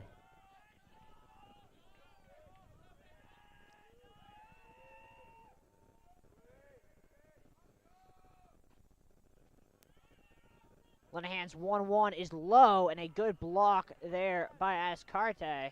Yeah, another ball there by Linehan that kind of bounces the dirt right before it gets to the catcher's glove. He's going to want to cut down on that. 2-1 hitters count here for Jackson Duffy. Inside, now 3-1. Another hitter's count here. And you got to imagine Jackson Duffy is looking for one thing, and that is a fastball up in the zone that he can hit over that 330 mark in left field. Absolutely. Really good place to take over the game here for the Jumbos.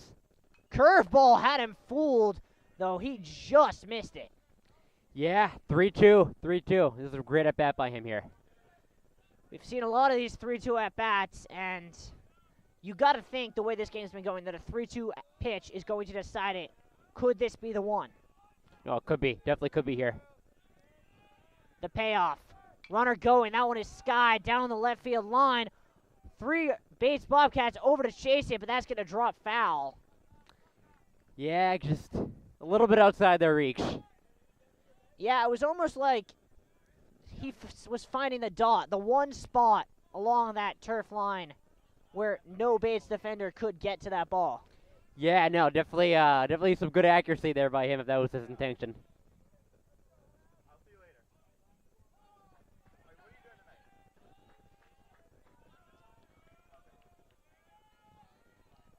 Second payoff pitch is grounded to third.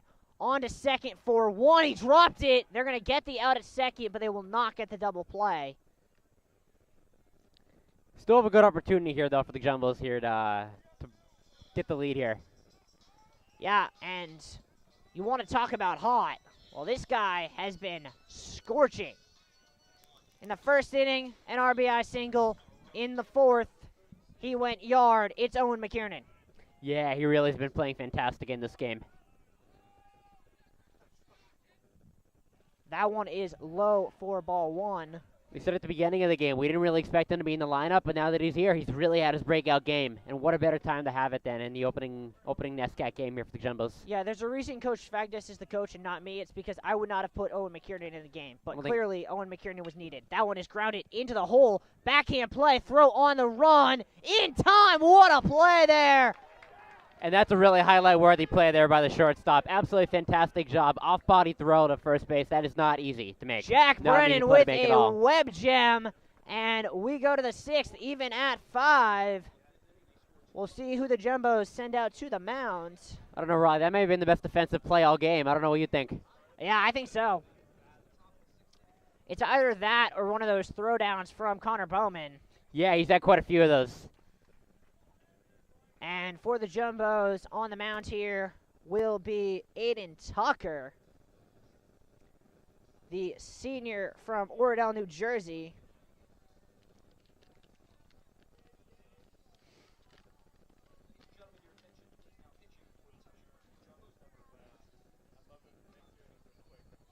Tucker has an interesting motion.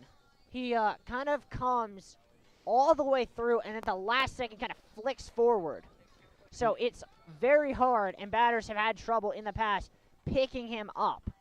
He does not have a very wide array of pitches, but with a pitch that's so hard in his fastball to pick up and locate, he doesn't need it. If he can locate his fastball, he can get batters out very easily. No, of course. I mean, having all these different types of pitches is great, but if you have that one pitch that can strike out a bunch of batters, sometimes that's all you really need.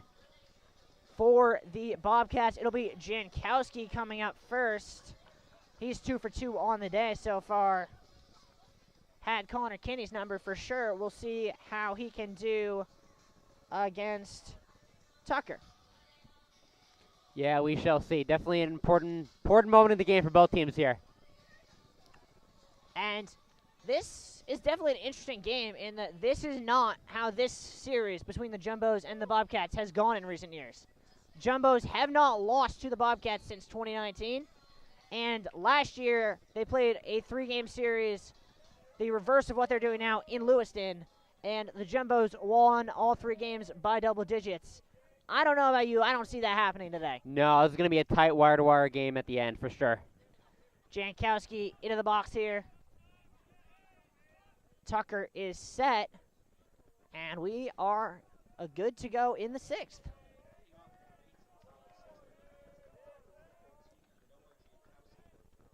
Jankowski has 2 RBIs on the day. That is in there with some velocity for strike 1. Yeah, you weren't kidding about the really fast fastball there. That was a bullet.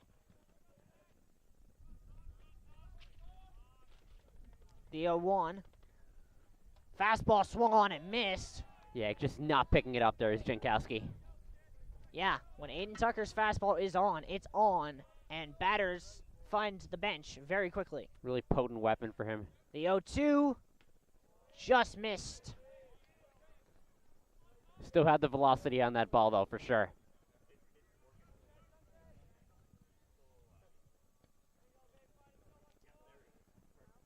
The 1-2 swung on and missed for strike 3. And he really made quick work of Jankowski there.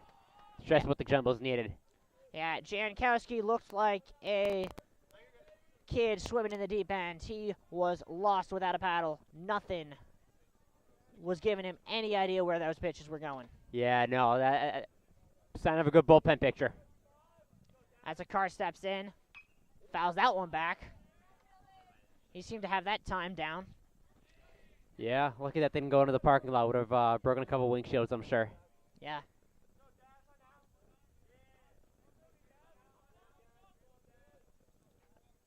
This one is swung on and missed for strike 2. Yeah, Bowman dropped the ball there, but it didn't matter. I think that tells you how hard these pitches from Aiden Tucker are coming in. It's like a missile. The 0-2 is fouled back, just staying alive is Escarete. Yeah, that's what you got to do sometimes when you have a really, hot, fastball throwing pitcher coming in.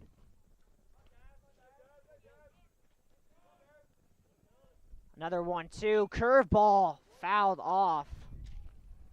Yeah, he's getting a piece of these fastballs here. He's definitely trying to find a way around it to get on base.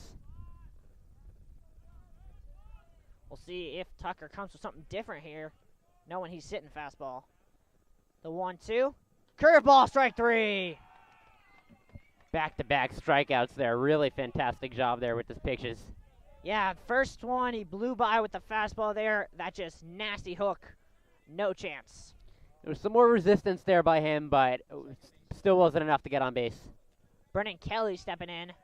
Kelly is 0-for-2 on the day, having popped out to Flavin and flown out to Jackson Duffy in center field. Yeah, Kelly, the second baseman, another guy who's having a great year for the Bobcats. The 1-0. Swung on and missed as Kelly was looking to hit that one where his teammate did an inning ago. And that was some really high fastball there. The 1-1 from Tucker. Strike! Yeah, these batters can't get a handle on him at all. He's really blowing by them. 1-2. Tucker looking to strike out the side in order. The 1-2. Swung on and missed. Strike 3. Tucker strikes out the side. Exactly what you want in a bullpen picture in a tight game right there. Just getting you out of a tough situation and making sure that you live to fight another day. Yeah, absolutely. Aiden Tucker, I mean, we hadn't seen an inning like that really from a Jumbo's pitcher all year. We've seen some really good innings. We have not seen an inning that dominant. He threw 12 pitches in that entire inning. Yeah, nothing better for a bullpen pitcher than having a quick inning like that. It's exactly what you want. Exactly what your job is. The question comes for Coach Fagdis is, can you send him out for a second, or do you want to save him for the rest of the weekend? It's a tough decision in these, in these series like this because you want to win this game, but at the same time, you don't want to lose the other 2 games by poor, managing decisions in the first game. Yeah, speaking of managing decisions, we have a pitching change for the Bobcats. Max Theo, the first year, is coming in. He's their best pitcher by ERA, 3-0 on the year with a 2.95 ERA. And he'll be asked to face the bottom third of the Jumbo's order here in the 6th. Yeah, it'll be interesting to see if he can replicate kind of what Tucker did to the Bobcats in the previous inning.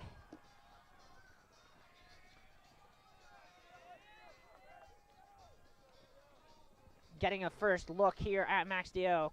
Looks as if he's throwing a little bit of a almost 3/4 release. We're going to take a short break here. We'll be back momentarily.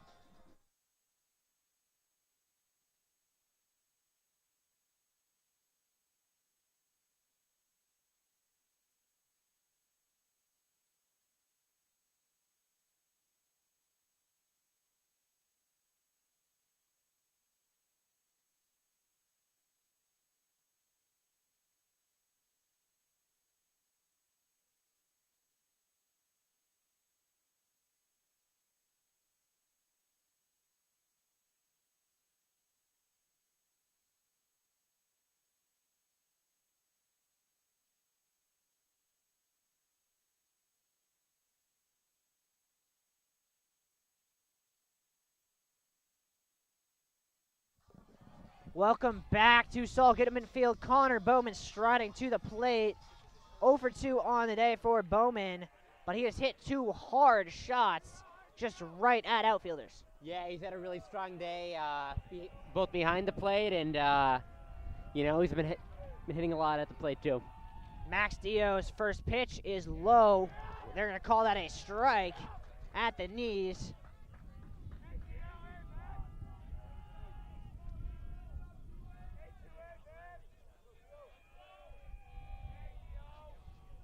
That one hits Connor Bowman, and he will go to first base. That is exactly the last thing the freshman Bates pitcher wanted to see. Yeah, you know what that is? That Nerves. is 100% nerves. 100%. First-year pitcher, local kid from Wellfleet, Yep.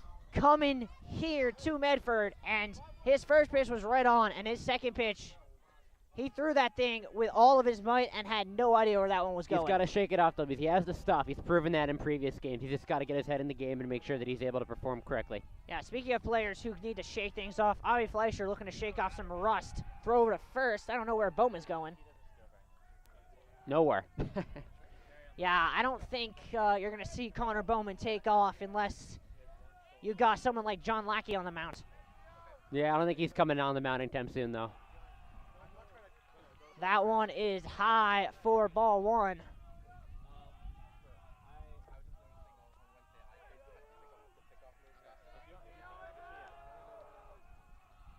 The 1-0 to Fleischer, inside ball 2. Yeah, very inside there. Had to flinch a little bit there at the plate. Yeah, I mean, if Fleischer doesn't get out of the way there, that would have hit him. Yeah, it would have been two straight hit batters. Max Dio having a little bit of trouble locating as that one is outside for ball 3. And you got to imagine Fleischer is being given a take sign right now. Yeah, I think you have to. 3-0 count, hit the previous batter. That one dead center for a strike, as with no fear of that ball being swung at, Dio just reared back and fired. Yeah, he needs to get some strikes here if he wants to build his confidence up in the game. 3-1 is low. Oh, they called a strike. Fleischer already tossed his I'm bat. shocked that he was showing bunt there. I didn't quite expect that. Yeah, I think he thought it would razzle the freshman. And he was so sure it was a ball, he tossed the bat for Fleckner to go pick up, only to have to go pick it back up himself. I think it's fair to say that gambit feel for him. The payoff pitch from Dio is fouled back. We'll do that again.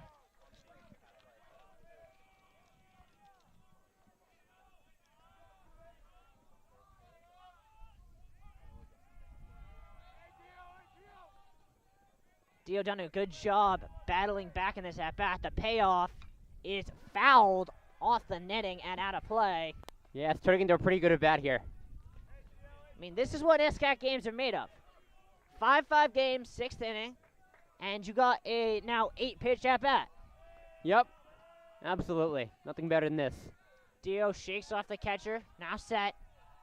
The 3-2 runner is going. That one is jammed foul into the parking lot and somehow just misses about 6 cars. Well, it was bouncing all over the place. I don't know how it didn't hit any.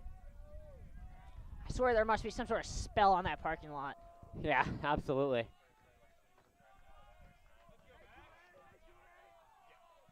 Fleischer set. Dio sets, goes home. That one's high, ball 4. Yeah, just narrowly high. And 2 are on here for Henry Fleckner with nobody out in the bottom of the 6th. Yeah, really good chance for Fleckner to really get season-defining moment here for him. And out to talk to his pitcher is Dylan Azacarte.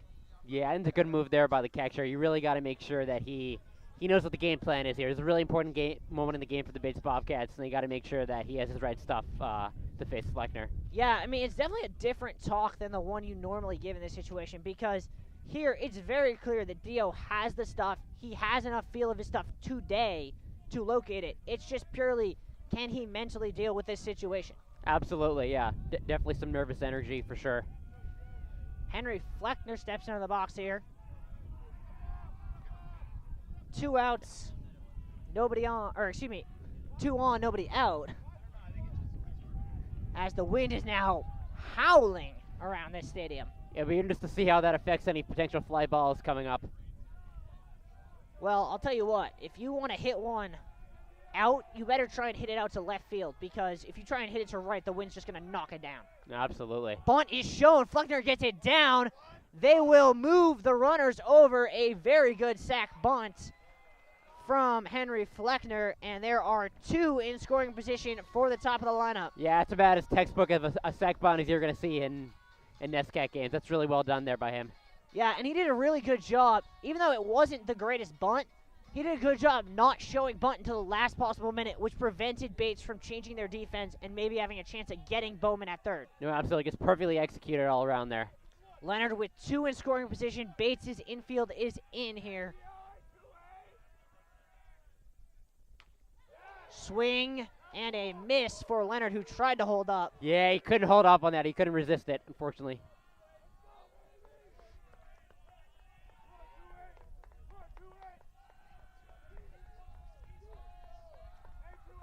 The 0-1 is on the outside corner for strike 2. Yeah, it's a wonderful place to get your top of the order batters up at the plate. Really good chance for them to make some damage here. I mean, basically a ball that you make contact with probably going to score a run the way the defense is set up. No, most likely. The 0-2. Swung on and missed for strike 3. Leonard goes down swinging. And you got to imagine the freshman pitcher has got to be feeling really good right now. That was a really good at bat for him there. And now, I mean, you talk about guys who have been in big situations and come up with big moments. The biggest baseball moment in JumboCast history was when this man went yard against Colby to walk it off last year. Can he have a similarly big moment here right now? First pitch to Solomon is low. The base bench is incredulous.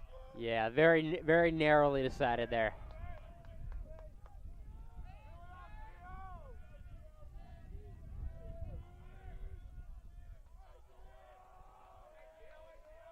The 1-0.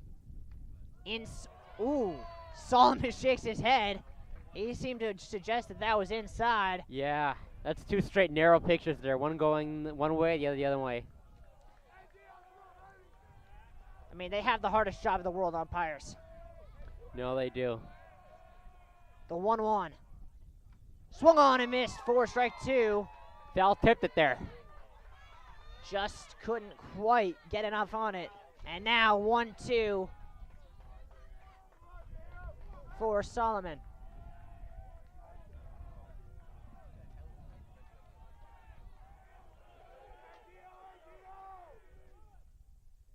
High and inside, ball 2. Yeah, definitely very high there.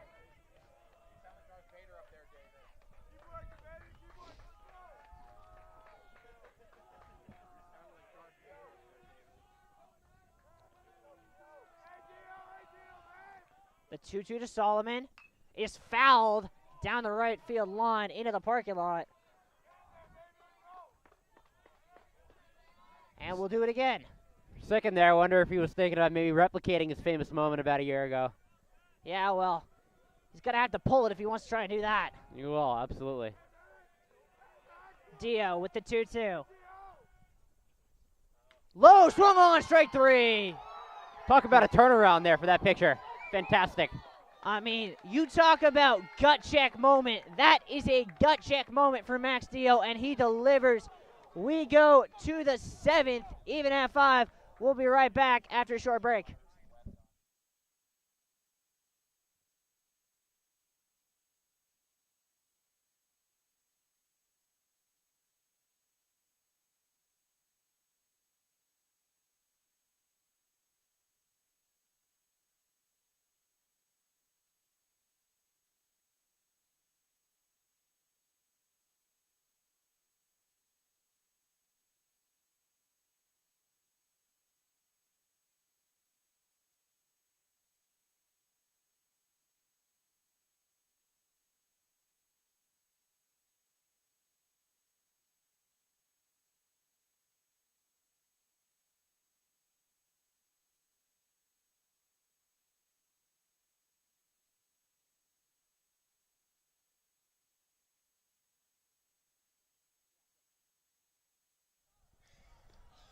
Welcome back to Saul Gittiman Field for the 7th inning.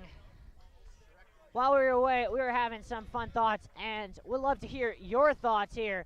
Put in the comments what has been your favorite ever JumboCast moment that you have watched. Let us know, as stepping in for the Bobcats is Drew Fallon, who went yard in his last at-bat. Yeah, I bet he's hoping he can double up what he did to really put the Bobcats back in the game for them. The first pitch is a strike from Tucker, who, I mean, you want to talk about velocity at a D3 level. We got told in between innings that he hit 94 on the radar gun. And then he has that. Unbelievable. That is a disgusting curveball. And quickly down 0-2 is Drew Fallon. That's really going to be hard for the Bates Bobcats to hit balls like that. The 0-2. Ooh. That was a great curve and a really good job there by Drew Fallon to not chase that pitch. Yeah, really good plate discipline there for him. 1-2. Curveball lined up the middle for a base hit. Good piece of hitting there from Fallon. Yeah, it wasn't a home run, but a single like that, I mean, Drew Fallon is really putting his team in a good position here. And now it'll bring up Jack Brennan, who has probably, at least from a defensive purpose, been the best player on the Bates team today with that absolute robbery of a hit for Owen McEachern earlier. Yeah, no, he's been really good at his position. We'll see if Fallon looks to go. He does not. That one's just a little low. Tucker seems to know where he wants to put it. He wants to put it low. And fast. That's the first pitch today that Brennan has taken. Yeah. Throw back to first. Just getting back was Drew Fallon. Good pickoff move there for Tucker. Most definitely. That one is lined into right center. Over to get it is Jackson Duffy. And that'll be the first out on a loud out. Very loud, powerful out for sure. Yeah, and I don't know how many outfielders get to that ball because that took a good amount of speed and really good positioning from Jackson Duffy to get Good to that. instinct, good jump, just everything was right there on that play for him. Chris Cimino steps in for the Bobcats. 0 for 3 on the day. Tried to bunt, didn't get any of it.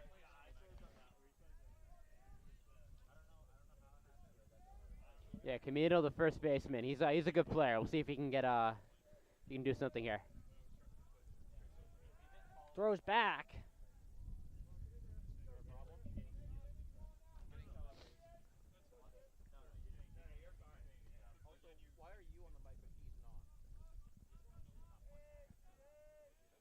The 0-1 is grounded to the hole. Backhand dive by Fleischer. He will not get the out at first, but a big play by Fleischer prevents a runner getting to third. Absolutely. Wasn't able to get the out there, but he was able to prevent potential future damage there by making sure that ball didn't go into the outfield. Really good extension by him there. And now Bijani comes up in a situation where if you were the Bobcats, he would absolutely be the name you would choose to hit in this spot. Yeah, no one better than him on the team. 2 on, 1 out. Jumbos really would love a ground ball double play. Tucker steps off.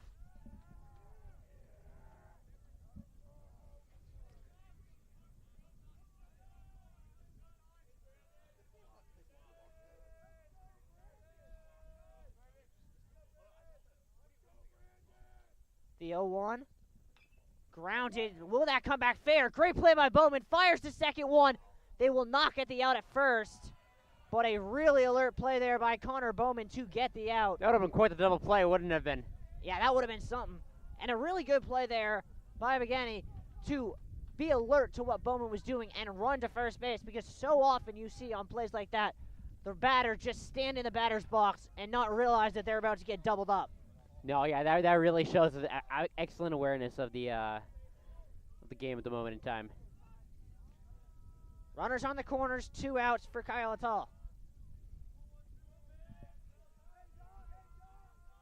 Tucker's pitch is low in the dirt, blocked by Bowman. Yeah, very low in the dirt.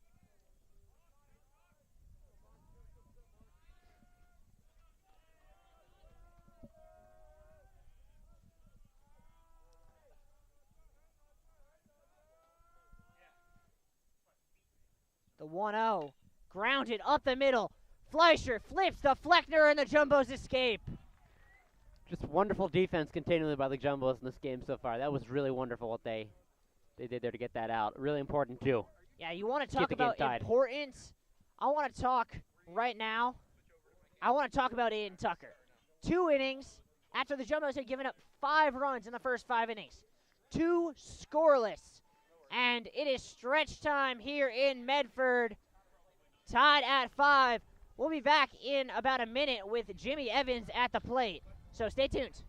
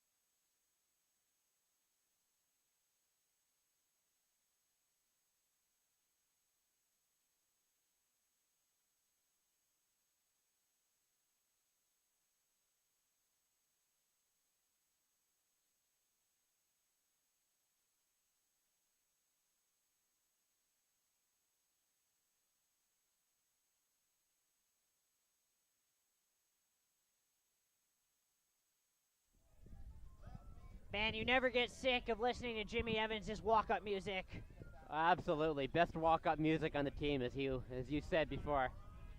He steps in here against Max Dio, who got out of a big jam in the bottom of the 6th, looking to do what he did in the 5th. Yeah, I bet he's going to want to have a better start to this inning than he did the previous one, but lights have just turned on, as that one is in there for a strike.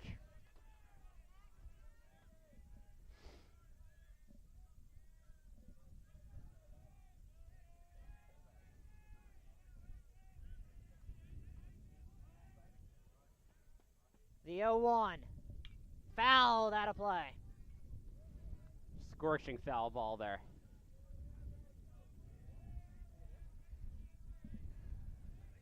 Evans down 0-2.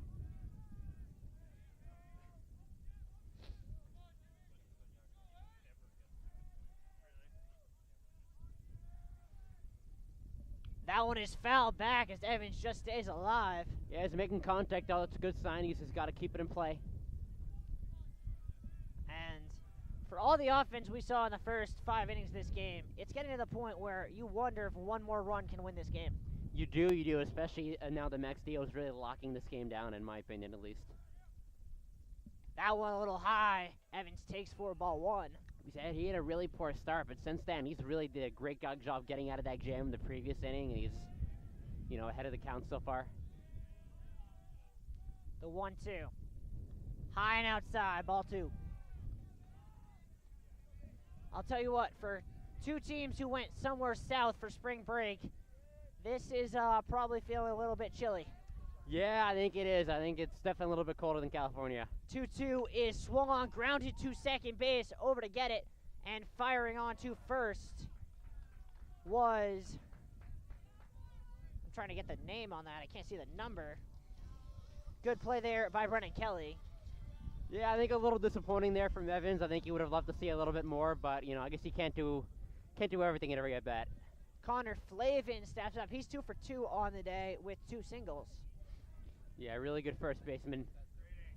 Oh, and that hits him up. Oh, that can't feel good today in that that cold. And that's going to require, I believe, I'm going to see about that. They're not going to make the trainer come out. That's interesting. Yeah, that was really, They are saying that it was the shoulder. Okay, so that's why. Jackson Duffy now on. Another situation for him to be up with runners on. Yeah, Duffy, the hard-hitting center fielder. Duffy is 0 for 2 on the day. Which means he's due for something here. The 1-out runner going, taken low. That throw is late and a stolen base for Connor Flavin. Yeah, Begon has really had some good throws today. I don't think that was one of his best, but both catchers have really had to do that a lot in this game for sure. And now a runner in scoring position for Jackson Duffy in a hitter's count.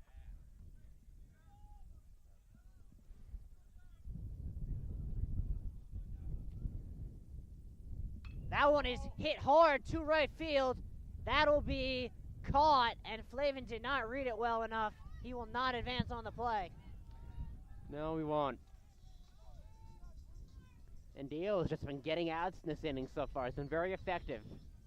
Yeah. Hasn't been blowing past guys, but he's been getting the outs when he needs to. He's doing his job for sure. And stepping up is Owen McKiernan. He's had some big moments already today. Could he have another one here? Yeah, really the breakout sensation in this game, I'd say, so far. Thought about swinging, called strike at the knees. Yeah, wasn't able to check his swing there, unfortunately for him.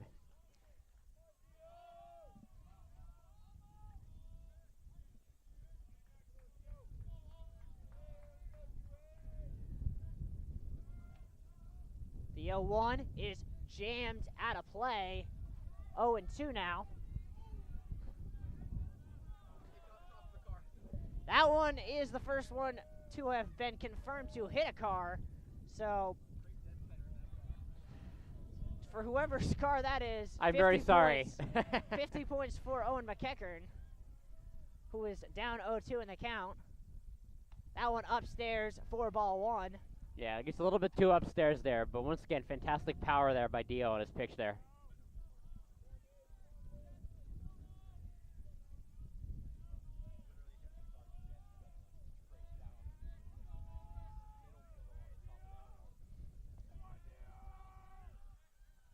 The 1-2 is jammed just foul down the right field line. Yeah, another foul ball that left the ballpark here. Yeah, McKecker doing a good job just staying alive. Oh, most definitely.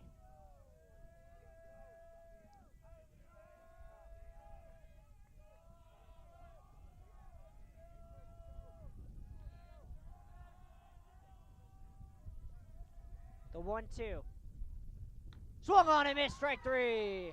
We're getting to a little bit of a pitcher's duel, aren't we here, Riley? Both bullpen pitchers have really been clutching key times here for both teams. Yeah, we'll see if the Jumbos stick with Tucker for a third inning or if they will put someone else on the hill. Yeah, it's a really tough decision because, as you said earlier, this is not just one game in isolation. It's part of a 3-game series. You know what I mean? So they got to make sure they're being strategic here. Yeah, I wonder how much the fact that tomorrow's games got postponed and moved to Sunday influenced the decision to keep Tucker on the mound here for this 8th inning. Yeah, because he'll have an extra day of rest tomorrow due to the rain and everything. So, yeah, it's a good point. Yeah, I mean, you could theoretically, if you needed to, throw him on 1 day's rest on Sunday versus if he's pitching today, he can't pitch tomorrow. No, definitely not. And you wonder, that probably means the same thing on the other side for Dio, which in all likelihood means it'll be these two the rest of the way. And if that's the case, what a treat we have in store for us here. These two pitchers have been fantastic in this game so far, and their couple innings of relief that we've seen from them. Yeah, and it'll be Jameson, Jankowski, and Escarte to face off against Tucker. And I'll tell you what, if you're a hitter, you better hope you get the ball on the sweet spot against him, because 94 up on the barrel or up high on the shaft in this weather is not going to feel good. No, most definitely not. Most definitely not. Yeah, he can throw it about as hard as anyone can here.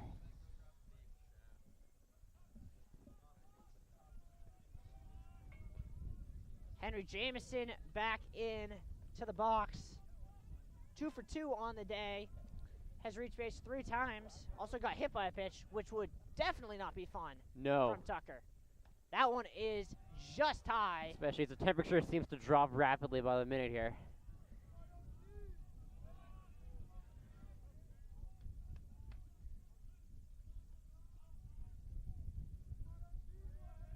Tucker's 1-0 is grounded foul. Some hard contact there.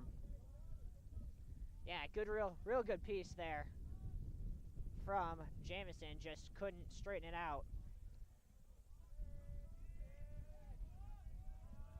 The 1-1, grounded or lined into right field and down, and that'll be a hit for Jameson. 3 for 3 on the day, and a really good piece of hitting by Henry Jameson. Yeah, the hard-hitting third baseman. He was really able to, he's having a fantastic day so far, and he's really been able to break through against all these pitchers that Jumbos have put before him. Something I noticed on that play, I don't know if you saw it, their game, is Owen McEachern hesitated as if he was thinking about trying to throw him out at first. I did notice that, yeah, and I wonder what's going through his mind there. We got a pinch hitter for the Bobcats. It's John Nowick. He will bunt it and get tagged out. Runner to second. Interesting looking bunt. A little awkwardly there. A little indecisive. The 0-1. Curved line ball grabbed by Solomon. Looks the runner back. Fires to first for the out. What a play by Patrick Solomon. Yeah, Solomon just showing his really incredible ability at third base to make sure that he's able to make that play there. Good accurate throw to first base to get the runner out in time. And it's really the things you notice, like the way he looks the runner back. If he doesn't do that because Tucker was not alert to it, the runner's on third base right now. Yeah, that's a wonderful point. Kelly now has a chance to drive in a run. Tucker looking to get out of another inning scoreless. A set play was thrown, and I don't think that there was no one Henry covering Fleckner second was base on there. that play. Yeah. As Tucker very quickly decided to take all velocity off that to prevent it from ending up in center field. Yeah, that would have been a nightmare. Kelly is 0 for 3 on the day. One of only 2 Bobcats who has yet to reach base. That one is a strike at the knees. Yeah, perfectly placed there to make sure that he wasn't able to get a bat on it. Yeah, base bench unhappy with that call, but a perfect. Not the Speaking of coach. no-brainer decisions, Max Dio back out on the mound for the Bobcats. Yeah, it's becoming a pitcher's duel rally, as I said before. It really is. After a bunch of offense earlier in the game, see if the Jumbos can break through here. Yeah, it'll be the bottom of their order. Connor Bowman, Ozzie Fleischer, and Henry Fleckner. And this would be the time and the place that Coach Factus would look to maybe have a pinch hitter or a pinch runner. Yeah, I wonder what he'll decide to do. I mean, you obviously want to try to, confuse the picture a little bit, but at the same time, you don't want to take your best players out. That put you in your best players out. That put you in the best position to win. So some interesting managerial decisions here that are before him. I mean, you wonder, this being the middle of the 8th, if Connor Bowman gets on, do you pull him knowing you can put Clay Soul in a very, very good, very accomplished, very experienced catcher to catch the ninth. I think you have to. I think it's a one-run game. You know, it's the 8th inning. Got to win this game. You're in a great position here. Don't want to pass up on that opportunity if you get it. Bowman will step in here against DL.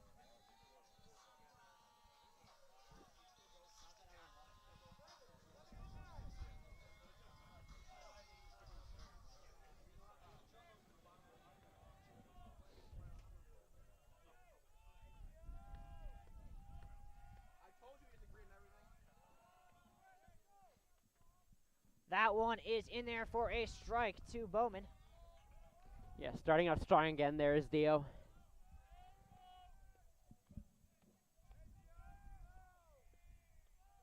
The 0-1 is fouled back. Dio ahead 0-2. Yeah, getting some contact on it there, but not enough to get it in play at all.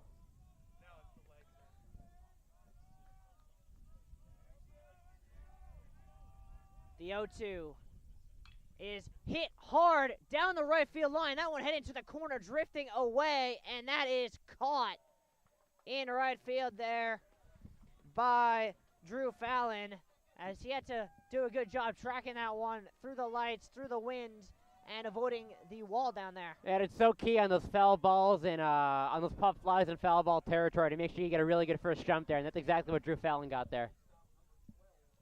Ozzie Fleischer, who had that big play to end the top half of this inning, steps in here against Dio. That is a bunt.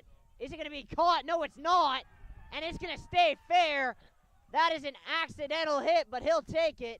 I don't quite know what he was doing there, diving for it. I feel like he could have let it drop there and probably had a better play at first, but I guess it's hard to second guess that in the moment. But yeah, not only was that probably not the play in terms of he had a better chance to get it at first, by diving, he prevents Dio from having a chance to play that ball. Oh, that's a good point. I didn't consider that. And now Henry Fleckner is getting some very specific instructions from Coach Svagdis about what the play is going to be here. You wonder, with the top of the order right behind him, will they try and do some sort of hit and run, some sort of maybe drag bunt attempt? I wonder. One out, runner on first. Henry Fleckner at the plate. Throw back to first, Fleischer back in safe. Definitely don't want to get picked off here. That would be the worst possible scenario here. Outside of a double play, of course.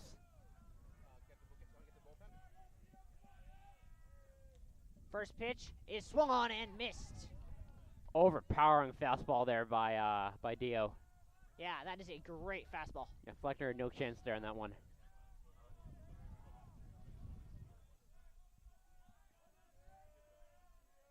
The 0-1 popped out of play, 0-2.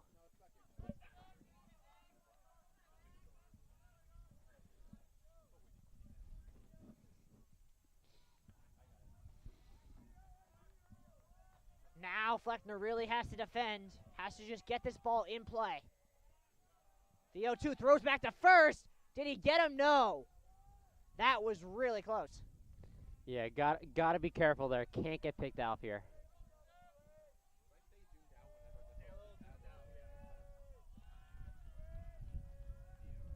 He goes home. The 0-2 hits Fleckner, and now the Jumbos have a runner in scoring position. Oh, if you're Dio, you got to not be feeling great right now. He was pitching so well. It was the absolute worst thing he could have done there, hitting him.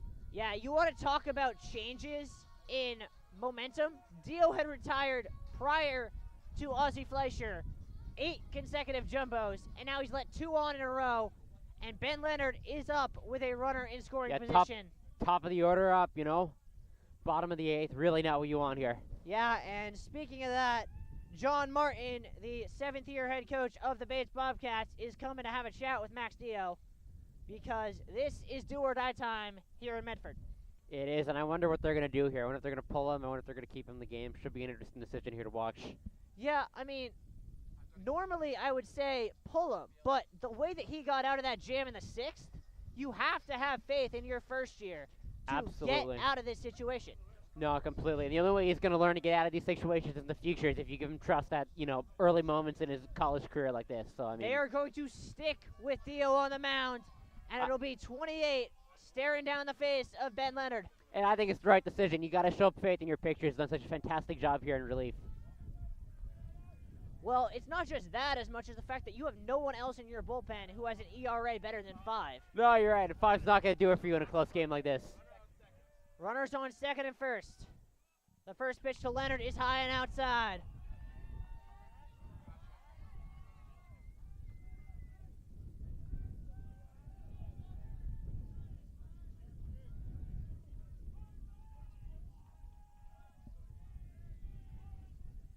The 1-0. Just caught the upper corner of the strike zone. Oh, and Leonard's not going to like that one. That was a very borderline call, but Leonard is 1 for 4 on the day.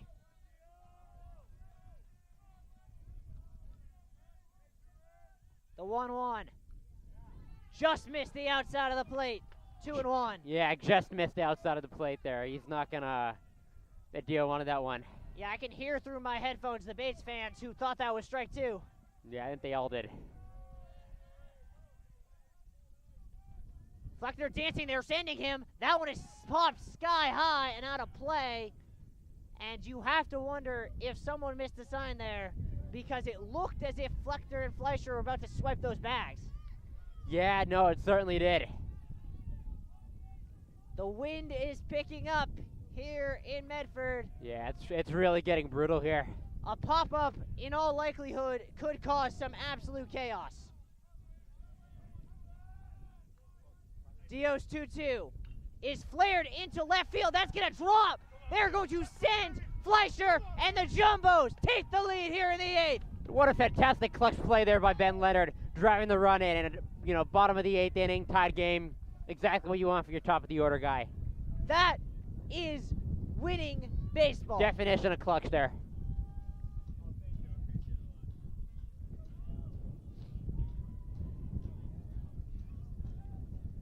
And that's just really unlucky for Dio. He had a great Yeah. at-bat there, and he got weak contact from Ben Leonard. It just found the open grass It in did. left field.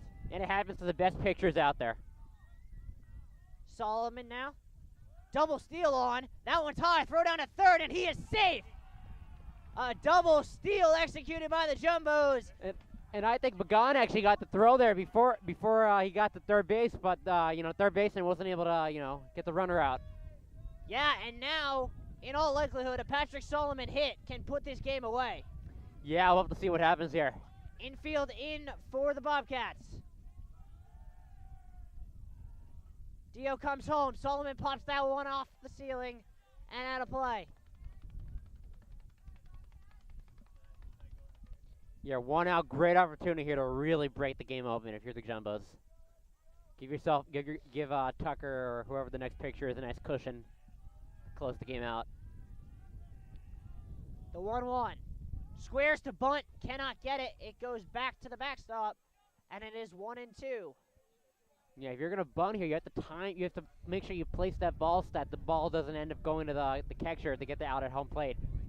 Gotta make sure you I don't like here. the decision to have him bunt. Like, you have him up, a very good power hitter, and you got Jimmy Evans on deck. You don't want to be giving away outs right now. Yeah, it's your top of the order. I wouldn't do it either. The 1-2. Foul back by Solomon, who just stays alive. Yeah, good at bat here by Solomon.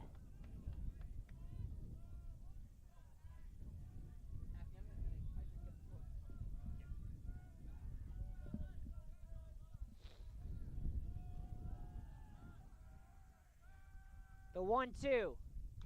Chopped. That's going to stay fair, but a smart play there, letting it run foul by Azcaretti, as that would have, in all likelihood, been an infield hit for Patrick Solomon, even though it went about 7 feet. Yeah, that was a really smart play there by him. Really, really good situational awareness in the game. And we'll do the 1-2 all over again.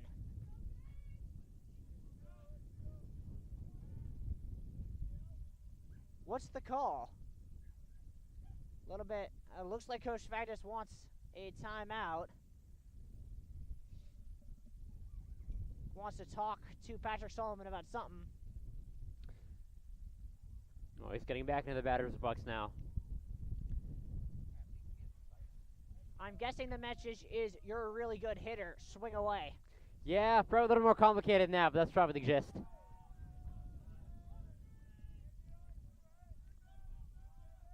The 1-2. High, that gets to the backstop, and Fleckner will come in to score. And easily could have walked in. And talk about unforced errors. And more importantly for the duration of the game, an insurance run. Exactly what the Jumbos need. And now, if you're Solomon, your objective completely changed. You're now trying to lift this ball, get it in the air, and get that runner home from third base. Get that sack fly wherever you can get it. And Solomon looks to have done that. That's down the line, and it's going to drift just foul. Well, that stayed in fair. We really would have been talking about a big lead here. Yeah, that looked like, for a second, like it was at least going to be a sack fly, if not heading over that fence into the train tracks. Yeah. Seen that a couple times in this game already. Dios 2-2. Low, and the count is full. Very low. Almost hit the dirt there.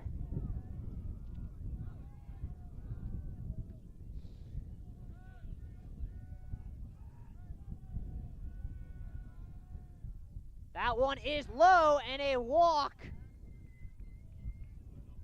That is ball four. Patrick Solomon didn't realize it. Yeah. I think you knew the count better than he did. And runners on the corners for Jimmy Evans. And talk about a potential, just unbelievable moment here. Could have written it better myself, having your best hitter on the team coming up. Chance to blow the game open. We'll see if they send Solomon, trying to get him in scoring position for Jimmy Evans. Yeah, I wonder. Probably pretty smart. One out. That one is grounded down the first baseline, just foul. And Evans is got to be frustrated, because if that was half a foot to the left, that is past the glove of the first baseman and into the right field corner for a double. Yep, absolutely, and it's a 3-run game at least.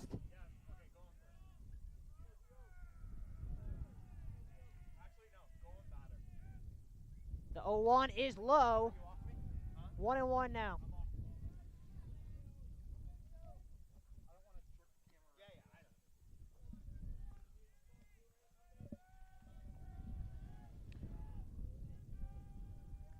Evans is set. Dio sets. Goes home. The 1-1 is lined into center field. That's going to get down. And that'll drive in a run. Jimmy Evans does his job, and the Jumbos have a 3-run lead. 8-5 Jumbos. Just, I couldn't have written it better myself. Bottom of the 8th inning. Just wonderful. And at the time, we all thought that it was the right move to keep Max Dio in the game. But a decision that, in hindsight, looks to have backfired for the Bobcats. Yeah, I think we can both unanimously agree that maybe, probably should have taken him out. They are now going to take him out.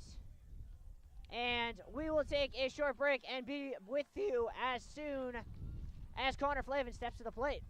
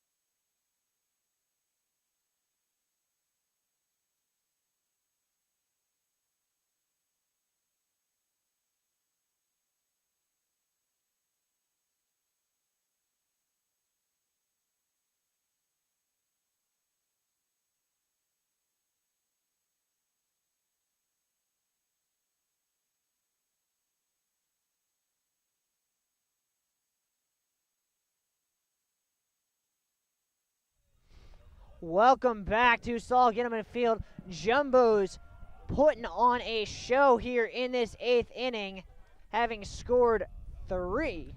Yeah, really a textbook example of how to, just blow open a lead in the bottom of the 8th inning here with the Jumbos. Up to the plate here is Connor Flavin, looking to get on base for a 5th time today. And a strike there thrown from Matthew Shrake. Yeah, it'll be interesting to see how he pitches here in comparison to Dio. I mean, at this point, you're just looking for outs. No, you are. Make it simple, nothing too complex. Double steal again. That one's low in the dirt, and the Jumbos do it successfully.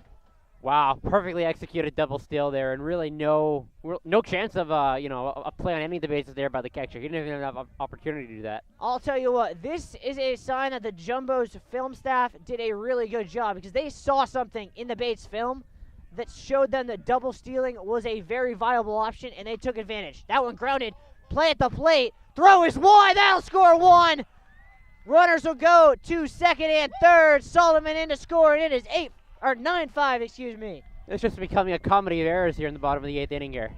It really is.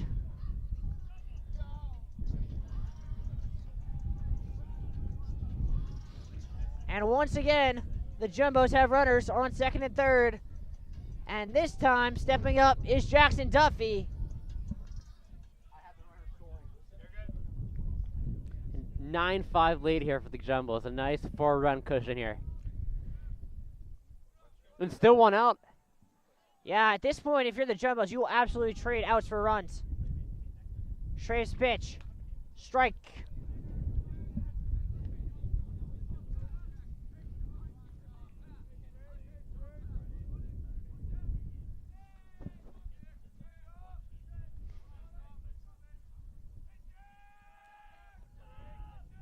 Shrake's pitch is lined down the left field line, just foul. And that was a thundering foul ball there. If he kept that in play, it would have been a couple more runs for the Jumbos.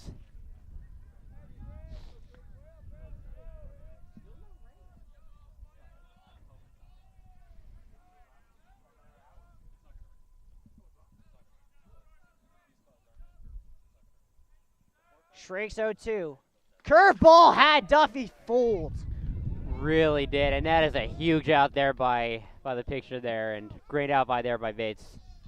And now stepping up is the right fielder, Owen McKiernan. He is 2 for 4 on the day with 2 RBIs, including a line shot home run in the 3rd inning. Absolutely, the breakout player of the game, absolutely.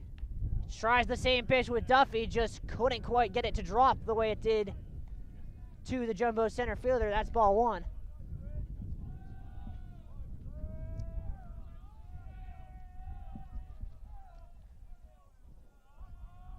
The 1-0 is lined into center field. That is going to be caught. Oh, what a play by Adel. What a catch by Tyler Adel. And the Bobcats will get out of the inning. Well, they may be trailing by 4 runs heading into the top of the 9th inning, but that's quite a hell of a way to get into the next inning. I mean, talk about an incredible defensive play there, and perfectly timed, great instinct, good first jump. Yeah, that play had everything. And for the Jumbos, the day is done for Aiden Tucker on the mound. It's Brendan McFall. And you want to talk about people who are the face of a program. Brendan McFall is the face of the Jumbos pitching staff and has been so for 5 years now. And he comes on in the 9th to close this one out. Yeah, couldn't think of a better guy to close out a game than him.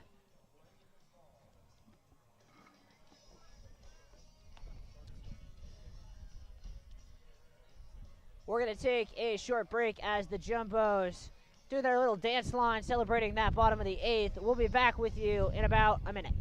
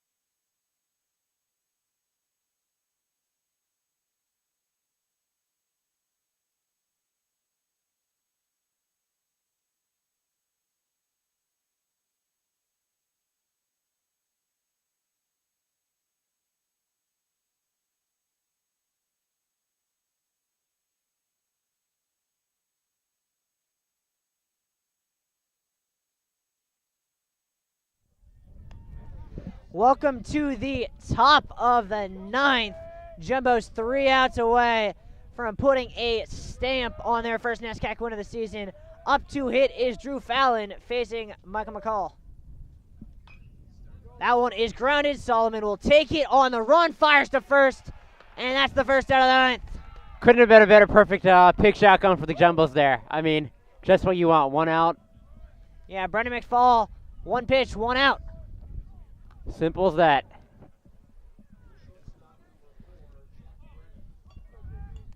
Jack Brennan steps to the plate. He is 1 for 4 on the day. He's been very much known to swing at first pitches. Doesn't there, takes that one for a strike. Yeah, it was a pretty fast fastball there.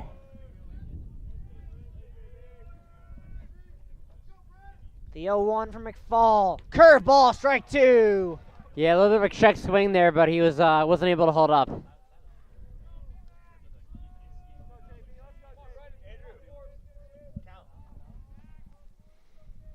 The 0-2 is in the dirt. That's ball 1. Yeah, skipping ball there in the dirt. No, that might be generous because I don't think that ball went more than about 50 feet. No. There's bite, and then there's whatever Brendan McFall did to that pitch. True enough. The 1-2. Hard hit right at Fleischer. He'll grab it, fire on the run. Skip is picked by Flavin for out number 2. Yeah, it was a surprisingly tricky play at first base there, getting that jumping ball. And the Jumbos are 1 out away. 1 out away from a fantastic win from what was a tied, 5-5 game in the bottom of the 8th inning.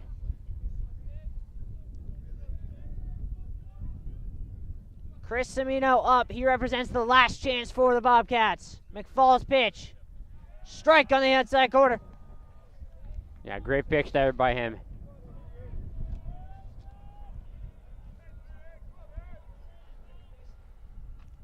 The 0-1. Curveball. Strike 2. And the Jumbos are 1 strike away. 1 out away. 1 more perfect pitch down the middle, and Jumbos have a good first NESCAC win. McFall's 0-2. Fouled back. Yeah, Bates aren't ready to die. They still want to prove they have something in them.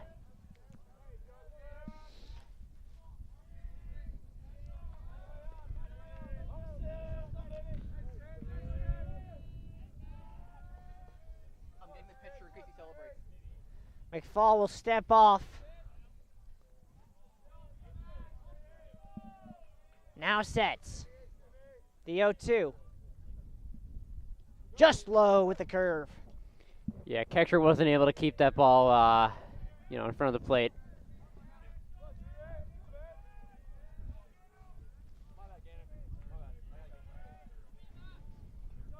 The 1-2 to Simeone.